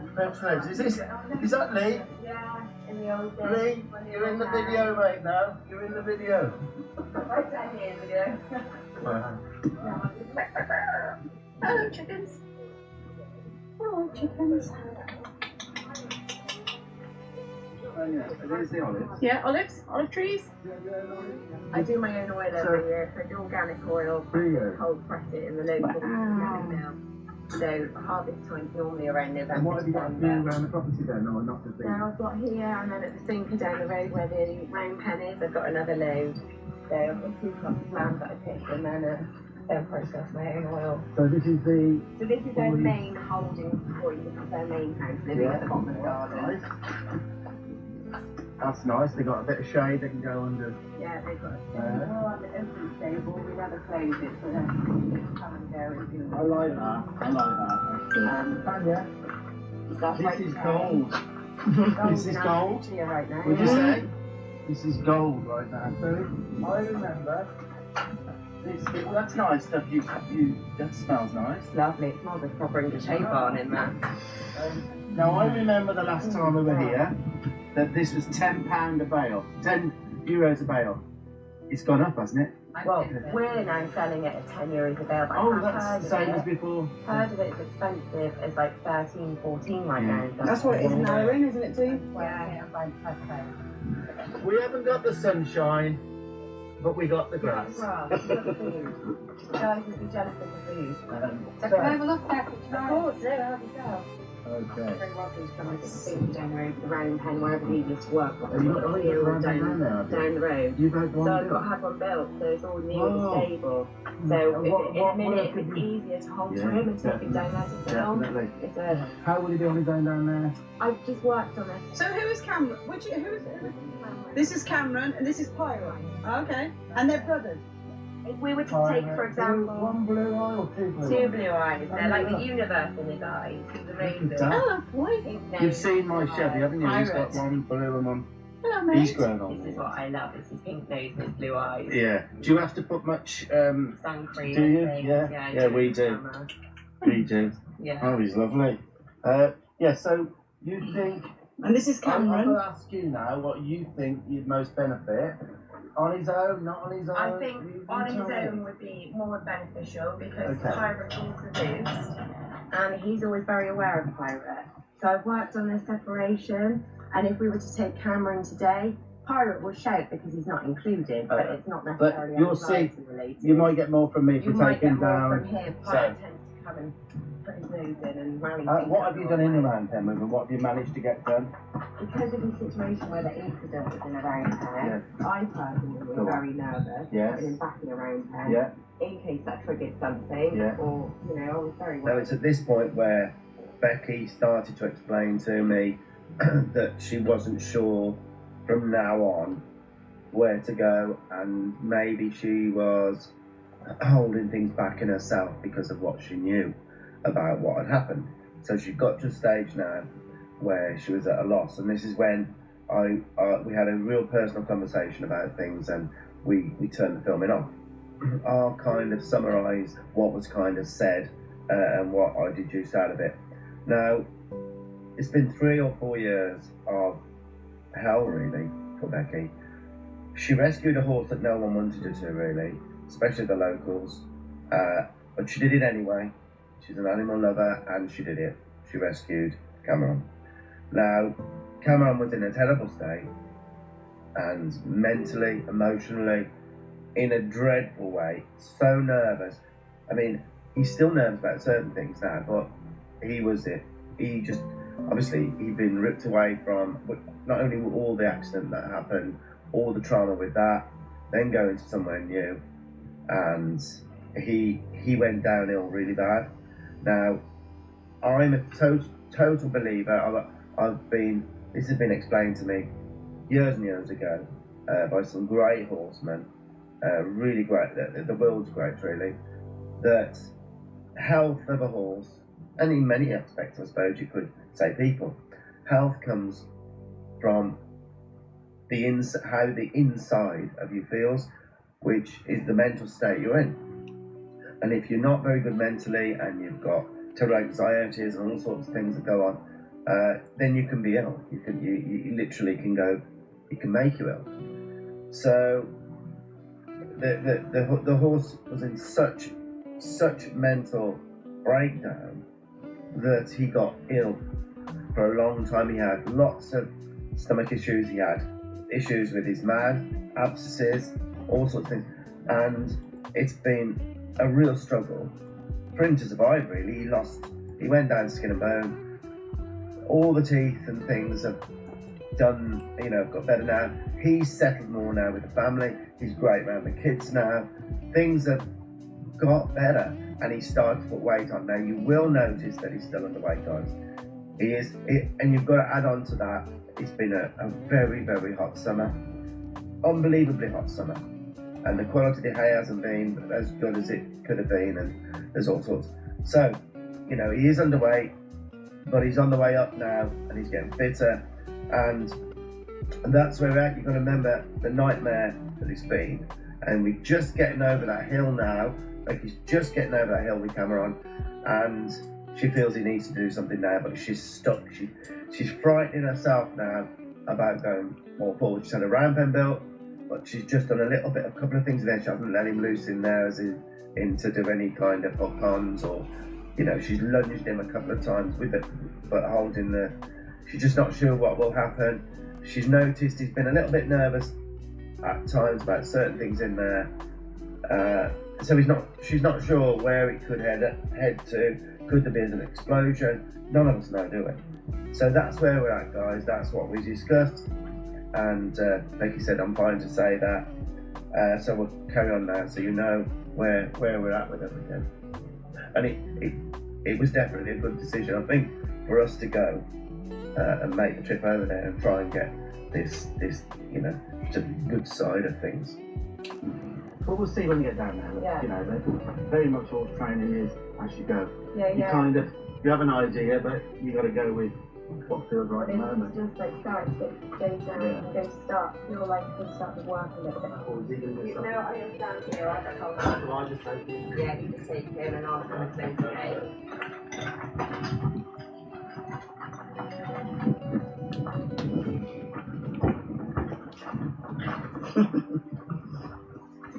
He was jealous when it's not him.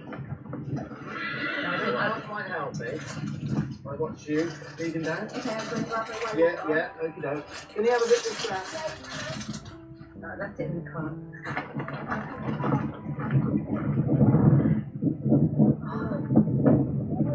Tina's cream crackers. I'm going to be putting a bell set in this. Oh, bell tent. Beautiful. So he's the round pen. Okay. He's just very, very unfit, so... Can you just bring him in there? Yeah. So he's been in here, but you haven't done any... Not really any work in here. Because of his association with the round pen. The reminder there, it was a round pen where the accident happened, so I can understand. Really. It's very windy up here.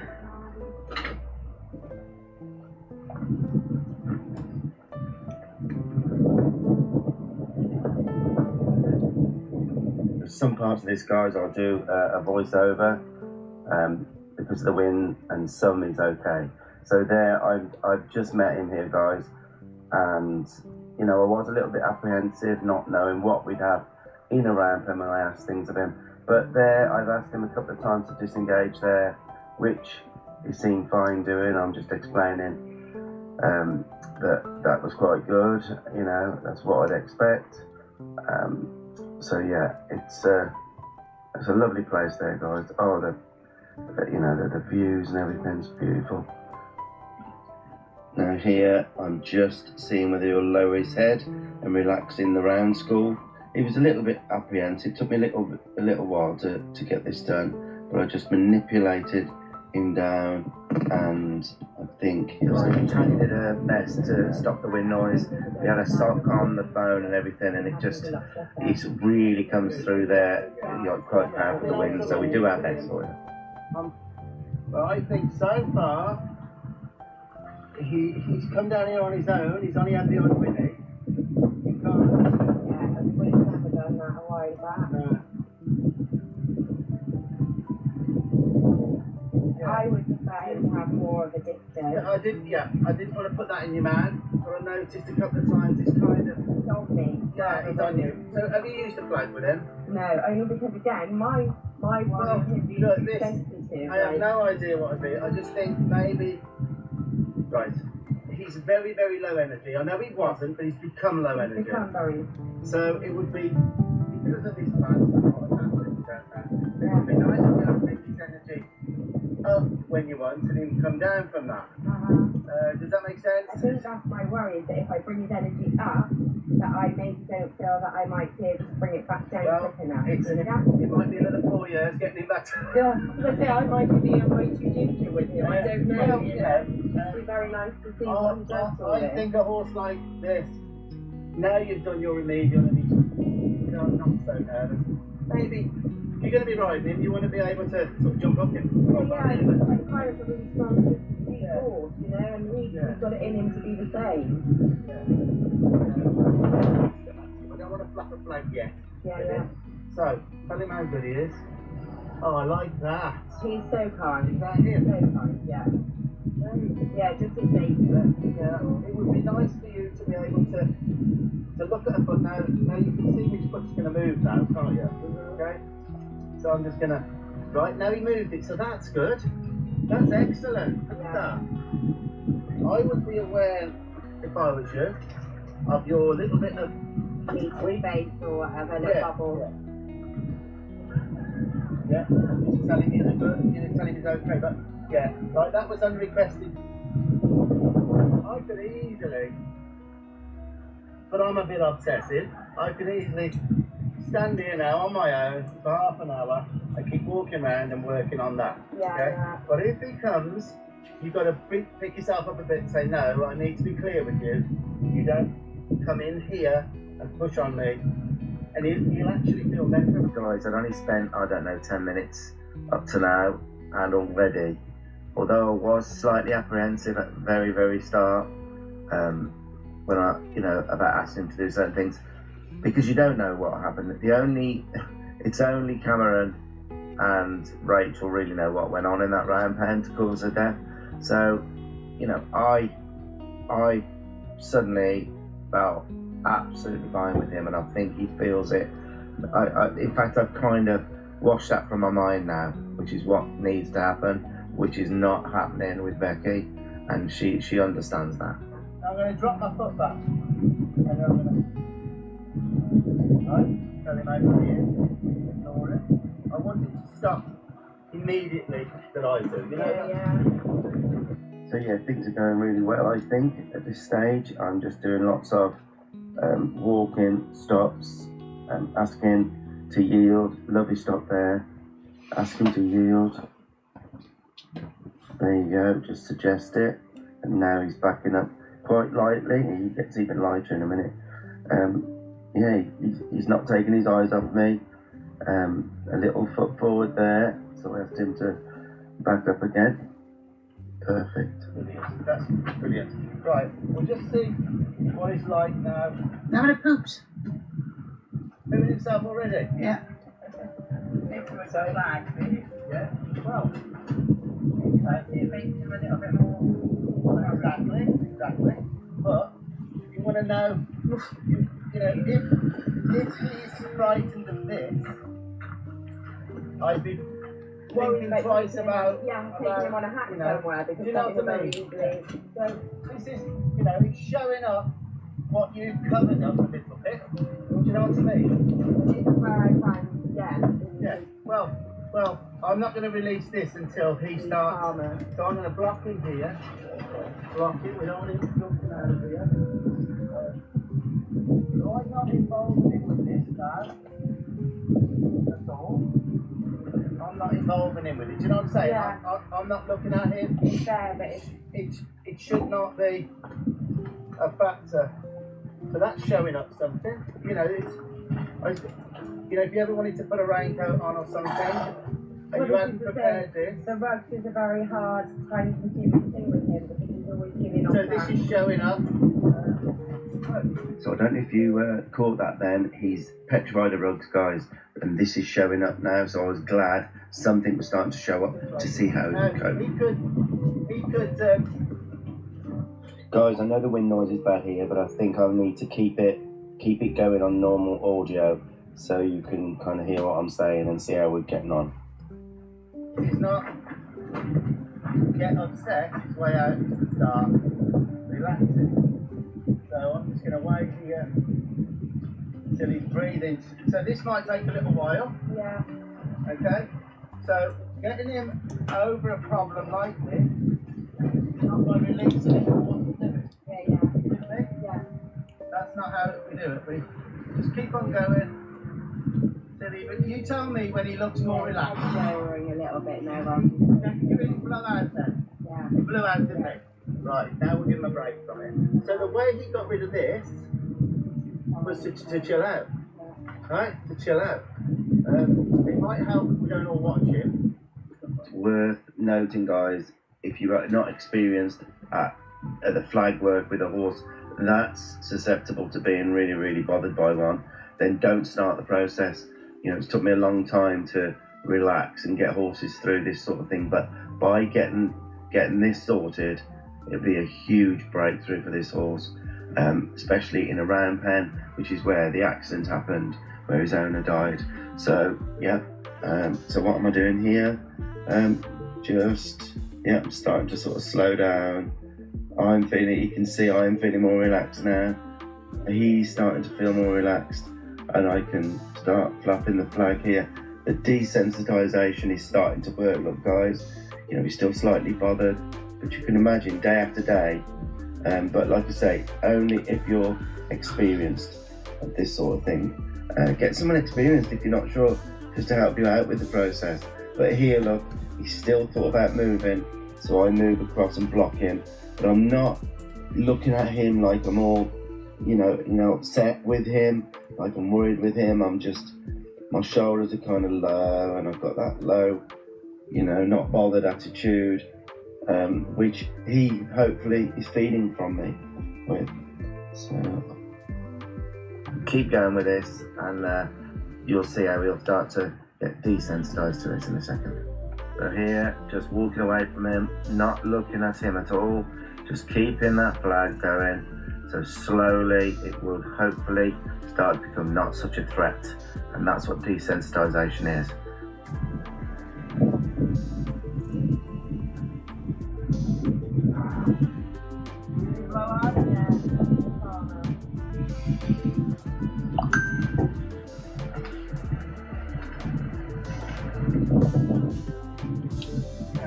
You can do this sort of thing every couple of days, right?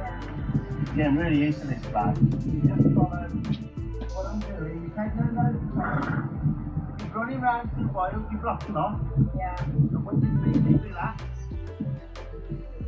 it just means this picture and sound, it will slowly go from being what's life-threatening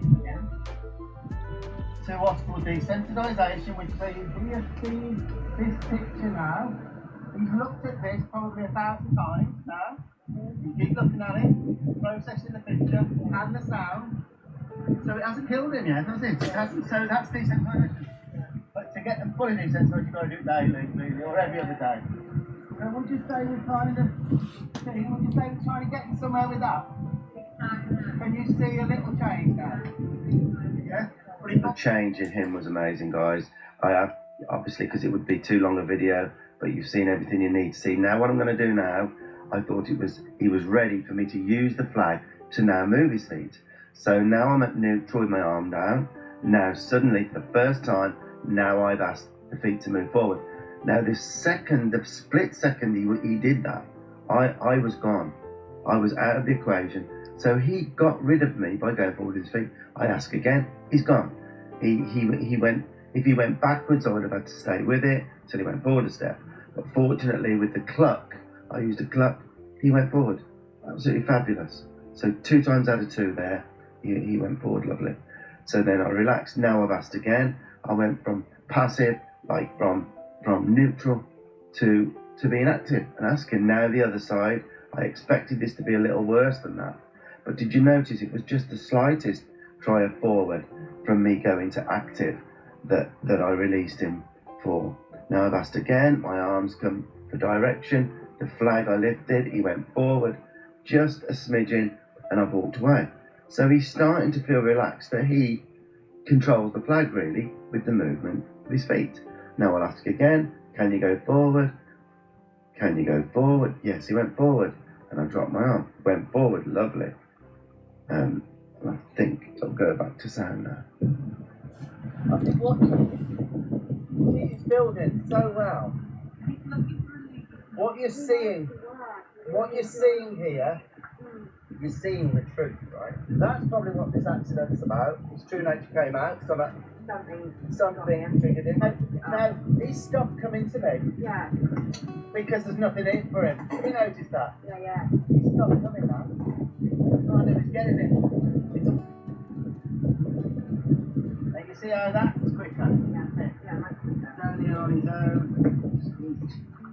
No, just took the halter off here. That's the first time he's been loose in a round pen since he was discovered by the police guys. So, you know, I checked him out enough that I didn't think he was going to jump out. Always a risk. So you're seeing it now right from the off, and I'm going to try and move him around and get him to hook on to me a little bit.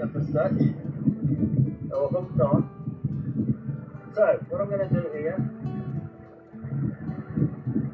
you see how quick he stopped that? Yeah. That, he knows now I'm interested in his feet. Okay?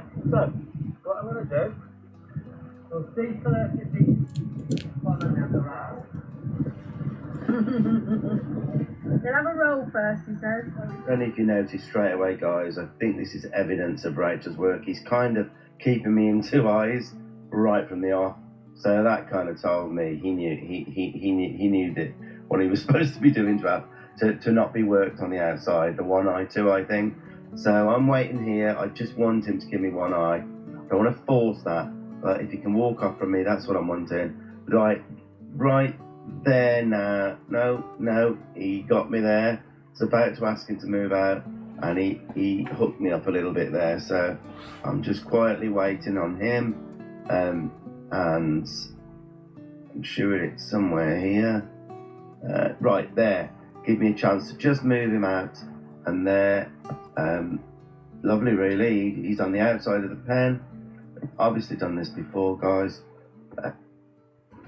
So I'm not looking at his head. I'm kind of looking down here. You with me? I'm looking kind of behind him and to his rump.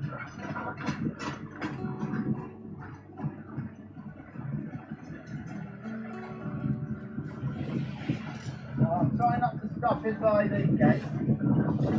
So now I'm going to lock him up, and right there I shut my eyes. I shut my eyes for a second. Now he's coming. Now I'm going to stop that foot.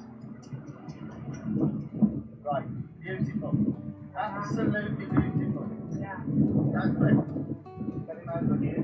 Now as I walked up to him then, I just shut my eyes. There, he gives me two eyes.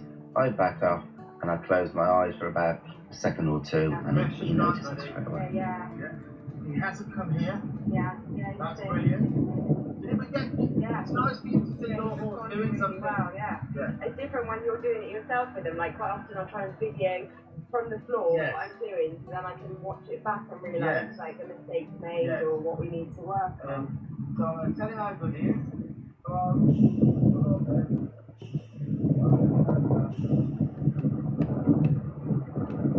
It's more important how they lead, and he left me quite nicely.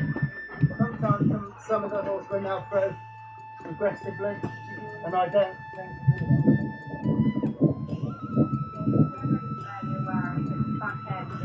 do that. So, look, I'm going to now two eyes, I completely shut my eyes and just back off. But I don't, I'd always concentrate on that little back up. Look at this is a definite goer, isn't it? This is a goer. I think there's some really good signs here. Really good signs. We'll get a rug in a minute and we'll get the saddle. Now, he might kick a fuss up with the saddle, I don't know, because you've never really lunged him with the saddle. It's probably more likely to pick up the Don't make me cry, woman. Don't make me cry now. I understand it. There's been so much feelings in the whole thing, isn't there? No emotions, guys. Becky let go at this point, okay? Got very, very upset, very emotional. I tried to make light of things, because I go to some places so dark, and I found the best thing to do, but I couldn't do much about this one. No, I kind of was thinking and kind of said that I understood it because, you know, I actually thought it might be because of watching the horse do really well with me. But girls said, don't be silly. It was a release of everything. All the tension was released. All of the hard work and the sleepless nights and all what had gone on. So I don't know, guys. I'm a bloke, and but Becky won't mind us saying, you know, she did get really upset. But I did notice after the upset how better and brighter she seemed, to be honest. I'll carry on with the video. I'm sure Rachel's looking down, watching her horse to do. Yeah. Right. Little boy. I brought my little pad. Did we bring that down here? Yeah. Okay. Well, let's get him home. Oh, bless him. Look at him just stood there. Come on, mate. Yeah, everything he's done here, he's shown me nothing. I mean, you've got to remember, it comes from the horse I go to. Yeah. I was a bit apprehensive today. Yeah, no, I know you've been so absolutely crazy looking. But Yeah. this is one, you know. So I'm happy with. He disengages. You've done enough of that. Yeah. He does enough of that. He's a nice soul, isn't he? Yeah. Yeah. Very good. I feel safe around him. Yeah. You know, The children love him fit. he must have been that shocked with that whole deal. Yeah. I mean, people say, oh, they don't understand that. You only got to see my horses, right? We buried Matt. My horse, he had cancer, unfortunately. I hadn't had that long, less than a year, but And that's Matt there, who we had to have put down, unfortunately. But yeah, the guys, the horses gather around where he was buried quite often. And donkeys, they some don't live through it, do they? So I think. Yeah, whatever happened, Do you believe that? I Our believe. dogs have always known where the other dog is in the garden. Yeah. Mark, you know, Yeah. with me when I come. That's nice,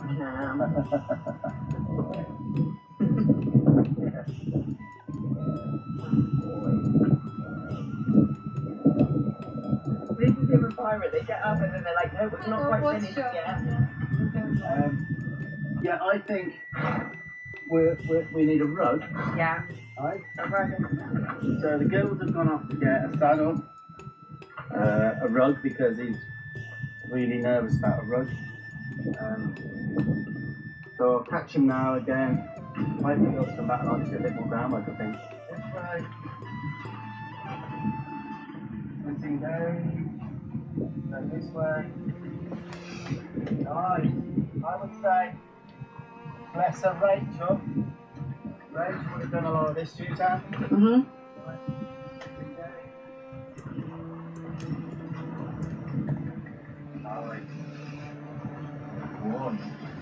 It would have been nice, really, to have a bit of rain just to get rid of the dust.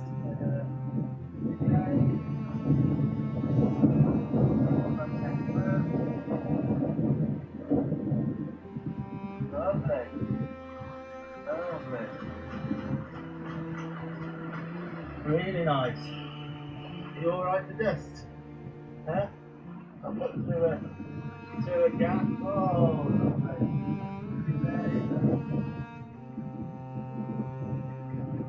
Try not to do. Look at this though. You're going to be coughing later. Yep. Look at that. Oh. Yes, mate. So what's my head now? I got this. It came up.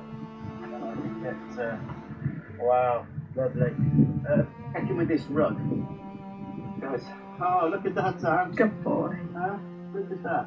Good boy. He lowers his head for you to pet him. Oh, Hey. oh. Yeah. I knew what a story.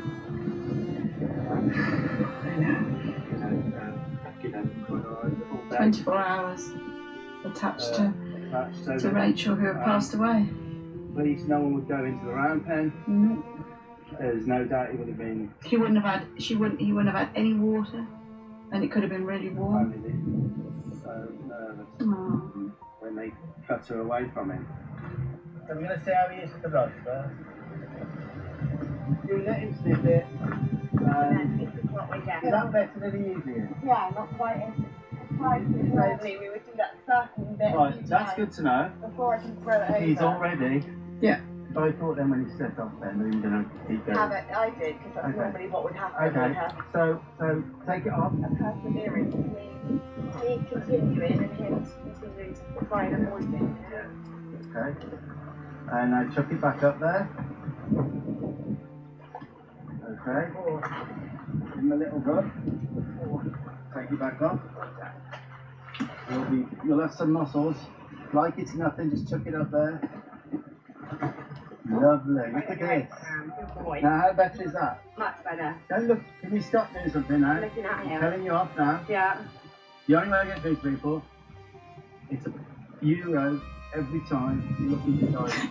Loads better. I would have been doing You that didn't look at him circle then, a that's few good. times. I thought you were I going was to. conscious of that. But I need to do it. They're masters at figuring out what our eyes are telling them. I'm telling you. That's why I won't use sunglasses. I want my sunglasses on now because I squint. Like from my dad, I will not use sunglasses around horses when I'm doing this sort of thing. They like to see. And they get really angry with sunglasses. It's something. And yet, now between each one now, lower his head down a little bit. Just gently there. Oh, you didn't even have to ask. Now take it off a notch. Huge gust of wind here, guys, so a little voiceover. I thought it was really important here for Becky to just grasp what I'm saying about not being tentative now, not giving her horse a chance to think there's something not quite right, because, you know, they're masters at sensing our feelings. They have to be, because they're eating for a living. They have to know intent. That's what they're masters at, knowing intent. But yeah, I was pleased with Becky here. I've got no wind, but I'm stood on an anthill, but I'll fight through it. I did insist on flip-flops. Nothing, is it? Nothing. No, that's fine. You know, Good lad. like it's nothing. But don't look at him. Don't think to yourself he's going to move and be scared of it. Just, yeah. Yeah. All right. So, another good sign. Yeah. But I wouldn't be thinking of riding him till he's used to stuff. Yeah. You know, you're going to overdo it. Overdo it. Now, what would it be like in the other eye? Have you ever tried? I've tried swapping and generally it gets the same reaction, if not slightly. Yeah. Because he's Wow. now he's just chewing. Good boy. It wasn't even at that first one, he was just chewing and not even really. So, look, I think you're going to do great. If you, I think it's helped me come in. Yeah. To take you another step forward. Yeah, look at Realising this. he's not as delicate. Look at this. But I would do this till he's bored sick. Yeah. Till he's bored sick. I really would. Up at your place, daily, we're chucking rug on now, till he don't care about it. Yeah. So that shouldn't be a concern then. So, yeah, anything you find that he's a little bit edgy about, like, have you chucked ropes over him? Yeah, and to begin with he was, but now he's much calmer about like slinging a rope over the top of his Yeah. neck or his back. It's not such a big deal. Excellent.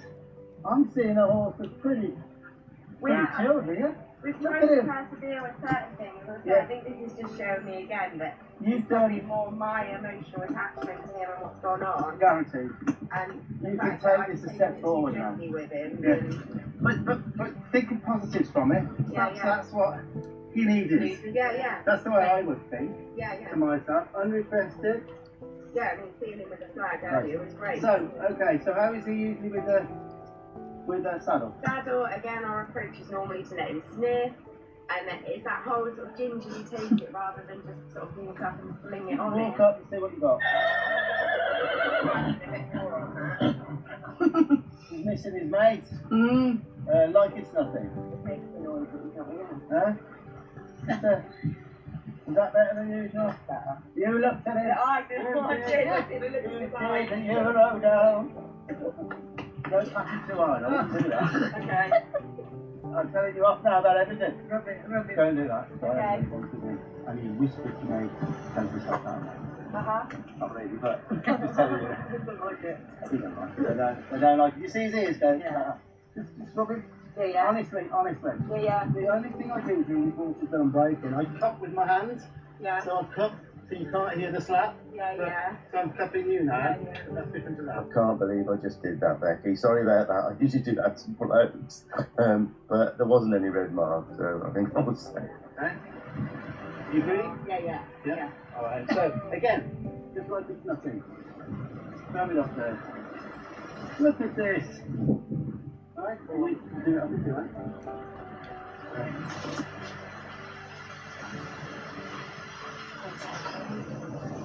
He's lovely. It's alright.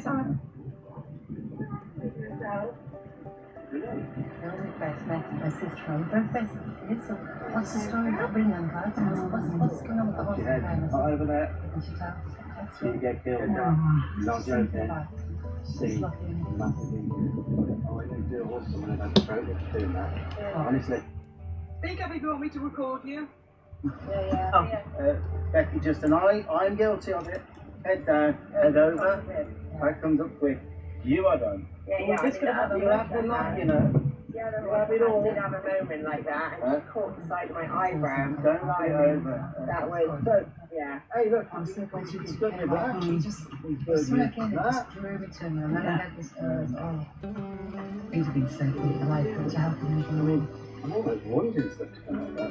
He's lovely. Right, so let's just see how he is. Don't move back up with it. Because he may have, after all what we've done with him, he may have got a bit tight now, but he's not, is he? So that's, yeah, stop. Back up a little bit. Whoa, look at that rainbow. His life's coming up, isn't it? Yeah. So can he go around me? Can he go to the side? Expect to the inside, beautiful. Can he disengage himself? Can he take his front end around? All on the flank. Lovely. Yeah. Lovely and light. Front end around. You gave his, you see he moved out then for shoulder. I mean, this is another thing that I'm aware of, is that I'm transitioning him to bitless as well. He has always been ridden with a bit. Do you want to ride a bitless? And so I prefer to ride bitless, and so I've been trying to work on I trained Pirate with originally, but I've got a really soft bitless leather bridle here, and that's what I've been using with him. Right. How well does he flex both ways then? So if you're going to go bitless, I'll do a couple of things that I think you should get great. They might already be great. Yeah.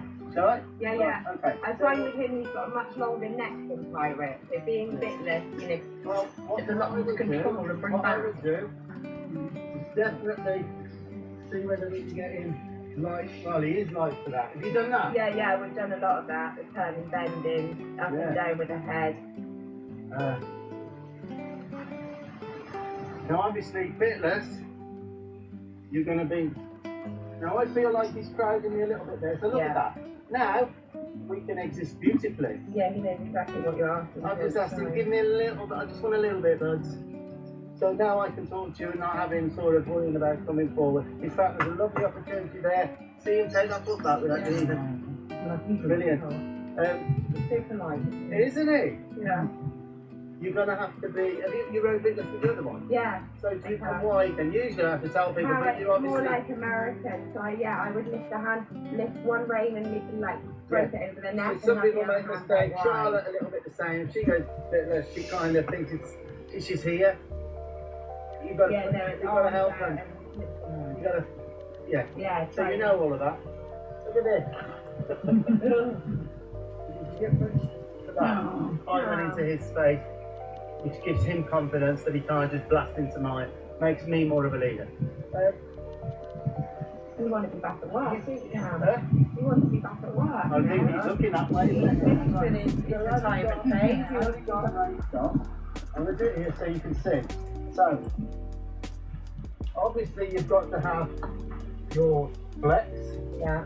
which you have, so, you know, that's pretty good, that is. I start off there, but eventually you do use, get his ear a little bit, get his attention. Now I'm going to hold it. Now I'm going to bump his back end, right? Because we've got the one range stop, he's not moving, that's fine. Yeah. There's no movement in this stand to suggest to move. So when you do this in the stand, you sink like a brick. Yeah. Yeah. But at disengaging one range stop, now I'm going to bump him over, watch his hind quarters, I'll put my leg back. Now I'm going to touch him to a stop. Alright, I'm touching him. Now he's stopped. Now I need to finish with that going light to me. I'm waiting. There. He went light. I'm going to do it a few times because you've got to get this solid. Yeah. So he knows when you're in trouble with him and he's nervous, Yeah. and you think I need to stop it, just the one round stop and do it, because you can disengage him out of gear. Yeah. Alright? Now the touch is important because that's the touch to a stop. So when you want to stop him with one round, you want to touch him. Yeah. I start off here because it's hard to do that at the same time, but eventually you touch him when you want to stop. When you reach down for one round stop, you drop your rein down. Obviously you've got this one. Yeah. You drop this down, which means this goes loose. Yeah. So a lot of people forget to drop the hand down and then they keep them too tight for them in the panic. So always, you reach down, you drop your hand, which takes that other one out of play, and then get your one lane stop, and if you're still moving, disengage him a few times. Yeah. Right? So, here, now, I've reached down, I've touched his neck, I've said that's it, we're done. Brilliant. That's stage one. So every 6 times out of those, remember, up, down, on the neck, to a stop and get him soft, right? Yeah. Every 6, you hold, you bump this over, look. Now it's gone, now you touch him to a stop, and you then stop straight away. Does that make sense what just done? Yeah. So he'll connect. He's like a little The pro, touch, isn't he? He's fantastic. the touch to a stop. Yeah. You'll be able to disengage him if he got into trouble. Yeah. So that the one range stop is not just doing the stop, it's teaching him to disengage.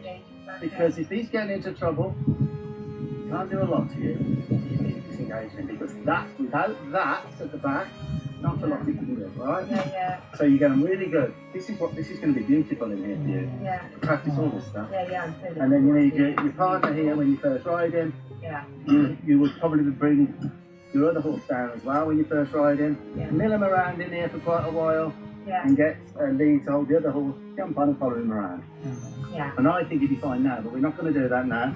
But I think you need to do a good month or 2 of all of this till you can throw the rug on anywhere without that worriedness.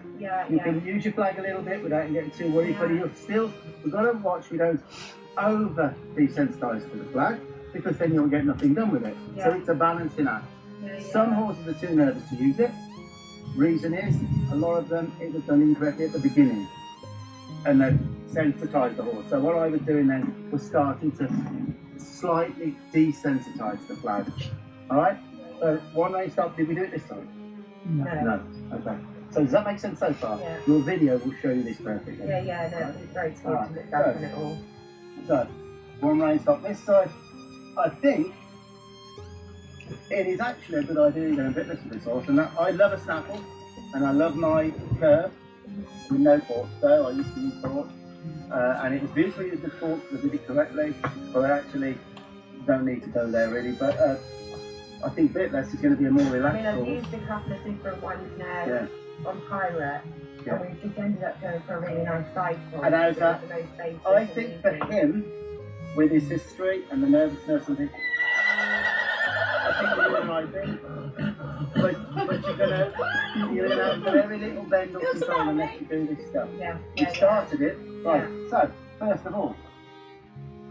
Now, guys, the way that groundwork's gone is a credit, I think, to Rachel, because, you know, look, I can do my groundwork, but as time was going on, he was showing me that he knew what I was asking, and he was very light to me, starting to trust me. Now, I've got to the stage, there's a reason why I was doing all that one range stuff, guys. I was going to ride this horse, okay? I was geared myself up to ride this horse, but earlier he had lay down, okay? He'd lay down and attempted to go to roll over. Now, it had been going through my mind as I was working, heading towards me. So I thought, if I could ride him, it'd be a massive boost for Becky, okay? And it'd clear a lot of things in my mind up. So that was my intention. I'll show you a clip now of what happened when he rolled and went to get up, and you'll see what happened. I'll explain exactly what's going on there in a second. Watch Cameron here, guys. He attempts to get up and he collapses down on his left hind, and he gets up there and he kind of struggled to get up. Now, guys, I know because of his muscle, the muscle has wasted away to a certain extent. It wasn't fair for me to ride him, so I think it's going to be a couple of months of still building up, and then I think Becky's going to be able to ride him. And of course, Becky weighs about half what I do as well, which is a good thing. I'm going to lift my hand up, reach my hand down. Okay. What you can do eventually with your reins is put some tape on, so you know exactly where he's bent to your spot. Usually it's a hip, which is a good place to be. Yeah. So you know you've got to know where to go down to. You don't overbend or not have enough. Yeah. So I would work out with Lee, watching, and say, yeah, that's about right. Put some tape so you know automatically on your reins. Yeah. So you'll lift up, you'll reach down. That on the neck means stand. Yeah. Beautiful. Beautiful. Right, now I'm going to go for the one rein for the disengaging. Stop now, right? So I've lifted up, which would be you. Yeah. You reach down to your tape. Yeah. You then touch the neck. Right, now what I'm going to do, right, is bump this over, look, then touch him to a stop. And this way, I'm going to keep touching him and wait for him to stop. Right, there, and he's good. So that way, we'll take you a bit more. Yeah. But did you see how I stayed with it? Yeah. Till he stopped. If he got rid of us then, you taught him to keep moving. Uh-huh. You got to, the release is when he figures out, hang on, Ben's here, you're touching me, you've disengaged me, he has to work out and search. Some horses go round and round and round and round and round. Charlotte, the first time she did that, with Molly. Yeah. Oh my God, I'll put a clip of that in because people will look to see, you know, how convinced a rein meant move. If you don't know, a rein might mean move to him in the long run. A lot of people will not bend them to a stop, and the rein means move. The rein shouldn't mean move, that should mean bend, okay? Or the bit, that should mean bend. Our bodies say move. So if we're quiet, we should be able to do this. We're quiet, we're doing nothing. But then we come alive and leg and we go, now we're going. There's a difference. Yeah? So, but you might find when you're up there, oh, it's not stopping like, you got to try and stick with it. Just smile your way through it. You want me to do it one more time this side? Try not to sweat too much. We can't go more forward than we've done. I'll tell you why. We've done it. Yeah. We're finishing at an amazing point, I think. I think we'll finish it on that note. Yeah. We'll do it one more time because he did. I've let him settle a bit. Yeah. The longer the period in between, not a little breakdown, then he thought, I've got to keep going, and then he found it. Yeah. He's had a little bit of a break now, so he might pick this up quicker. I don't know, but so I'm going to lift up. Right, he's already preempting. Right, but I won't do it every time because if I do it every time, he'll start moving. Yeah. So you do 1 in 6, I say. Okay. You know what I'm saying? Yeah. Because I've made a mistake before. You keep, I might go through 10 of them. Yeah. Got 10 of them, go, oh, that's beautiful. And then you go to flex and then move. Yeah. So you've got to like, still do your flexing and nothing and then up. And I've worked out, I think 1 in 6 is about a good time. Yeah, so I'll do 1 in 2 now. Okay. Now I've got him, I'm going to bump him over. Now I'm going to touch him. So touch him, touch him, touch him, touch him, touch him, touch him. And he went soft. So this side, a bit longer. You're gonna have to work on this side more. Yeah. You know why that is? He's more comfortable with me. You see, I'll just pull my head away then. Yeah. That's a tough. No, I wouldn't send him back for that because that felt different to me. It felt like a little bit, but then, unfortunately, he needs me to just say that, and nothing's wasted. Now look, he's trying to put me in that eye. Yeah. Did you notice that? Perfect example there, guys. Things that a lot of us miss. Look, he's trying to say, oh, I prefer you during this exercise to be on my left, which he stops after like just one turn, doesn't he? And there, he'll ask again now. This is the side. But yeah, he didn't like that at all. Probably was this side. Yeah. Right? Yeah. Right. So now I'm gonna. Okay, a couple of these. Looking down there, he's preoccupied. Yeah. So I wouldn't be. And you see how he's trying to work with them. If they're preoccupied, they wouldn't learn a thing. So it would have been. Then he was looking down there. It wouldn't have got nothing to accomplish. Right. So here. See how he's preoccupied there. You can see a car going down there. You know, go with him on it. Let him investigate. Oh, you're right. Yeah. Oh. Yeah, I think they're so aware of everything when they're here. They know every little. So if they're not receptive to learning, they're not receptive to learning unless there's like a heightened horse won't learn a thing. That's why we think sometimes punishing horse they'll learn. They're that bothered about what you're doing that they don't learn a thing. Right, so I'm going to see whether I can come here, but let me tell you, he's bothered with that there. We sometimes think we'll turn away from it. You still see it. Yeah. A lot of time a spook will come, and our vision, if I do that, there's my vision as a human. Sometimes I'll speak with something and I fell into the trap. But what the hell was that? And it was something a mile over there. And we forget, don't we? That they do. Right. So I'm a little bit concerned about this view. You see, it's supposed to do it again. Yeah, he's very, So this is where I feel like on the odd occasion I have taken him on these little loop brains and put a saddle on him. If he's with something and having a moment like that, we just literally have to ask nothing of him and stand it out until we've completely got eventually concentration. we'll have enough control of his feet. So if it's not, right, that's what I call an off their attention. If he was blowing out, you know when they blow? Yeah. And he was dead rigid. Yeah. And you know the difference when they're blowing and they have to move their feet.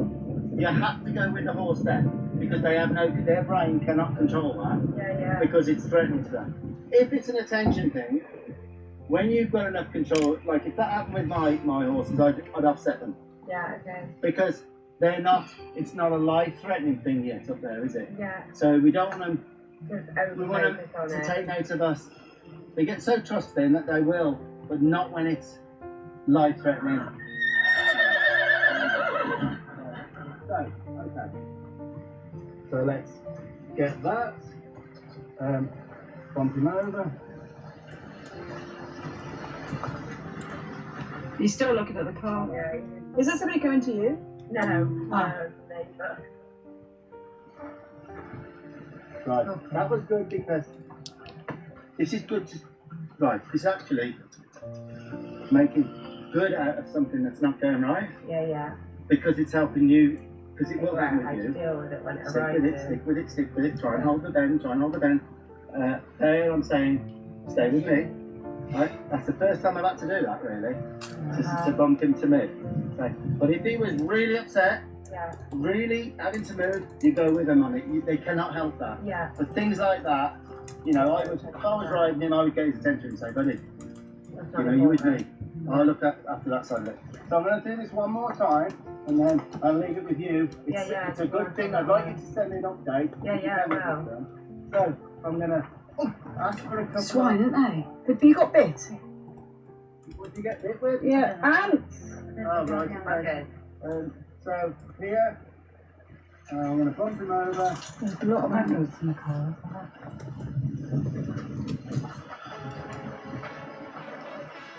So we're getting it done. You've got to work on it. Yeah. You should only have one or 2 disengages. Yeah. That was about 6. Okay. Okay. But I think we've done enough with him. Yeah, yeah. That was good for you to see that. Yeah, yeah, definitely. If you want to be out at 1 race stop each side. Yeah. You with me? Yeah. You don't want to have to do it when you do this side. Yeah. Because it might be unsafe to do that side. You want to be able to. But don't eyeball him when you do it. Yeah, okay. Because when you reach down there and you bend them, I'm guilty, you look at them. Yeah. Right? That's what we do. We go, and we look at them. They're looking up there, looking at you, you're looking at them. Just feel your way with it. Do you know what I'm saying? Yeah, yeah. I mean, that's probably difference something. to them flexing. That's probably something, in all fairness, I could work with the pirate as well. Like, well, yeah, you know, I mean, you're using something. these are just some simple things to take you, to bring you on a little bit, Yeah, to yeah. where you'll be ready to ride in. But all that has to be good. Yeah. That's the biggest thing, that rug. Because when he saw that rug with you, he was starting to breathe it. Yeah, yeah, he does. Okay, we'll work into this very quickly. Now, I don't mean this in any big Yeah, no, yeah. You will probably will notice that I wear off a little bit when I go. Yeah, I wear off a little bit. He's feeling a lot of comfort from my leadership here. Yeah, yeah. It's not going to be, this is when it starts for you now. Yeah. Because he's ready, I think. You're going to step it up a bit. Yeah. Those are simple things really, but you've got to get them. There's nothing bigger than them simple things. Getting those up. Get them done. Get him following you around in here. Get all that. Watch that video and get that stuff done. And I tell you what, I think you'll be on him for a couple of months. Yeah. And you'll have, what a story! He's so enjoyable to be taking him out doing proper hacks with him like you do a pirate, you know? Opinion, because you... I think it's like the same in what we're wearing, what we are. Yeah. I mean, Did you see them ride? I can see you riding this horse around. I mean, I think, like, my awareness at the minute has been, I had this idea that I'd start riding him with pirate and put him on a lead rope and take him along, but I thought more, and I thought that would probably do more bad than good because you get dependent on... That's where you really don't know. I don't know whether it would be better with or without. It's kind of as you go, isn't it? Yeah. Do you have an opinion on it? I felt so uncertain as to whether it would put him behind by giving him too much confidence in having a companion. If any horseman tells you the answer to that, yeah, send it on because I don't, I don't know. Yeah. I would probably think your first couple of rides out to get lead to lead the other one. Yeah, yeah. Myself, I don't know if you. So he's got. I mean, on his own, he would comfortably do this little round. Yeah, I know, but I'm talking about you guys. you I'll know. get Lee, would Lee lead you in the video? Yeah. And then you look, if he got upset and in trouble, yeah, he's not. It's a herd instinct. He won't go. He won't flee from the other horse. Never say never, but he will ultimately stick around there. That's what I would suggest. Yeah. Okay. I'm moving. You go. Right. Yeah. No, it's absolutely fine. Loving the camera.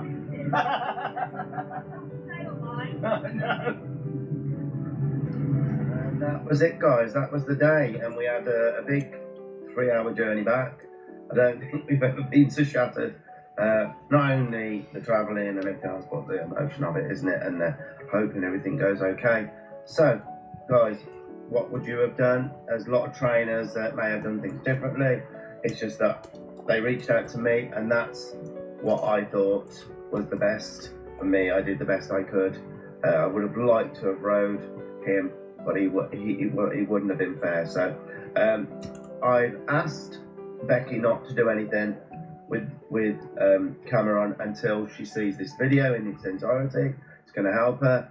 I will say to her now on video, be very careful with the flag. It's something I've thought about since. I think with what I did, I've managed to get him over something that he might not have got over with a lot of people. But Becky has said once she makes a start on things, she'll keep us updated. So I will put an update because I know a lot of people will want to know how Becky's getting on, and so will I, guys, and Tanya and Tina. And I hope, Rachel, if you are looking down on us, that we did you proud. Your horse was amazing. You did an amazing job with him, I think, and it's just so unfortunate. And you know what? In some aspects, it makes us not take things for granted when we hear stories like this. And I hear a lot of things that make me even more aware of the dangers of horses as well. Once you're a horse person, you're a horse person. It's a life wish, not a death wish with these horses that we deal with. But at the end of the day, they are beasts, and you know we've got to be aware. We've got to enjoy the good times with them.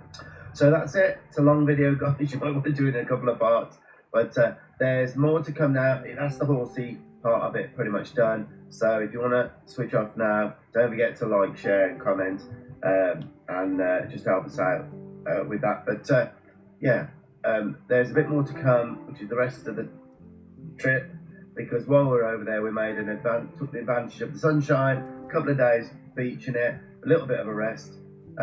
So yeah, till the next time, guys, as I say, switch off now if you don't want to see those bits, and till the next one, happy trails all. See you soon again.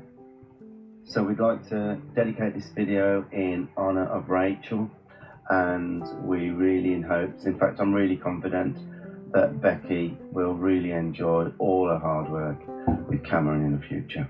No, we're going to get stuck, aren't we? Go on, go on, son. Go on, give it some welly. Hey, up. Wait. Give it some welly. Well, we've had a lovely lunch. What do we have, Tina? Tortilla and salad. That was lovely, Becky. Thank you. Civilization, we made it. Yes. We done here. Well, I did say I. Right from here, you did on. So we got about 2.5 hours back then now. Yeah, you did a grand job as usual, Mr. Young. Well, I did as much as I thought. Well, I'll tell you what a beautiful horse. What do you think, T? Oh, Reminds me of your helmet, that. Beautiful. Didn't it? It did, and I felt that. But I didn't want to go any further than that because Becky would get snowed under. So when she sees that video, do you feel good? Yes, I do. Oh. And I think, you know, she's knowledgeable, and the way she's done him so far, she will be able to carry that through. Yeah, and pick things up a bit. Yeah. Show him that he's... I think what you've be done... a parent now. Yeah, I think what you've done to Becky as well, give her that little bit more confidence that she could take it that little bit further. Oh my God, this is dodgy steering, actually. Yeah, oh. I'll be able to. You can see how high that's made. Oh, yeah. You see now, by the Lake Mead's the same as that. Going fishing. So is that a reservoir? Yeah. Reservoir. Back! And we back! Alma! Alma! Alma! Hello! Hello, Alma! You remember I used to ride you? Huh? I used to ride you, didn't I?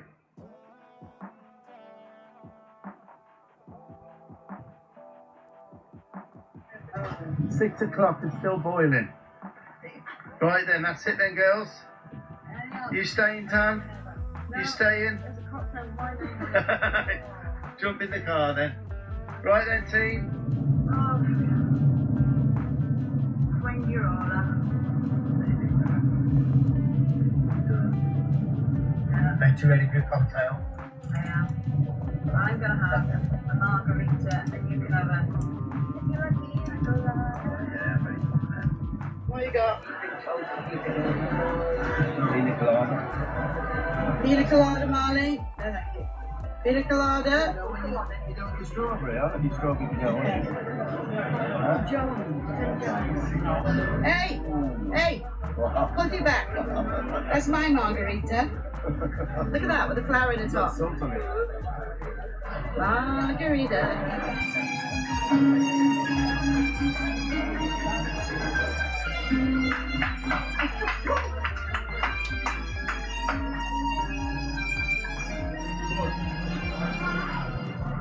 People are still coming off the beach, huh? What time is that?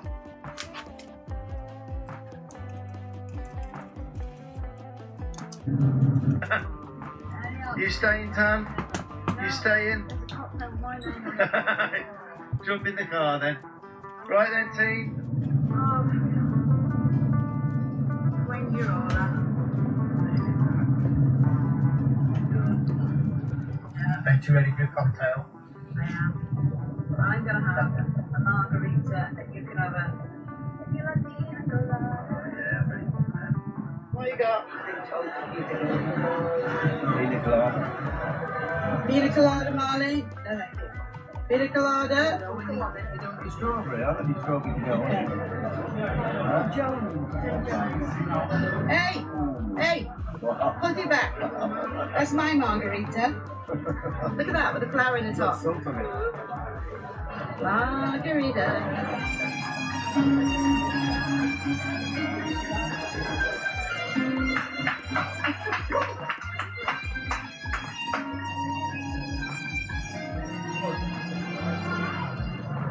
People are still coming off the beach. What time is that? Rain check, 7:15. Still beautiful. And I've got a lovely roast dinner. It's not Sunday. No, it's not a Sunday. You've got roast dinner. Lovely.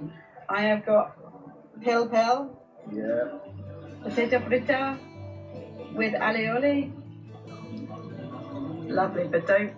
Dinner time on Saturday, and we fly home tomorrow morning. Tanya's down on the beach somewhere, so we're going to try and find her. I've had a little lazy line and look through some footage from the video. So yeah, just going to go and try and find them now and then get burned to a crisp probably. How am I going to find them? How on earth am I going to find Tanya in that?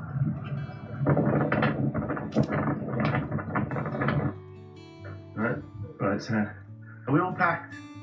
Check out your face. Huh? Check out your face. You've been in the sun too much.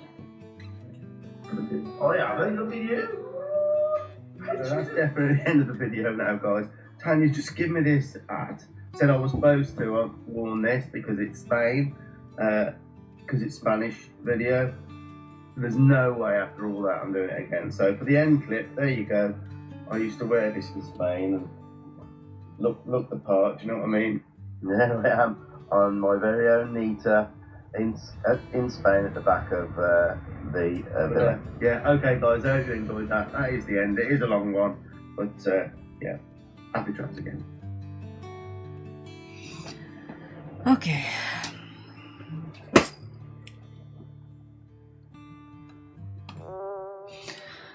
Actually, I'm done with my routine today.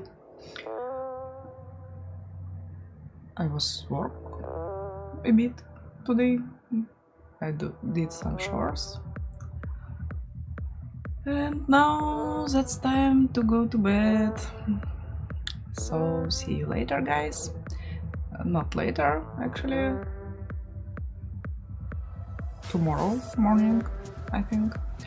So thanks for being with me. Bye bye, guys. See you next time.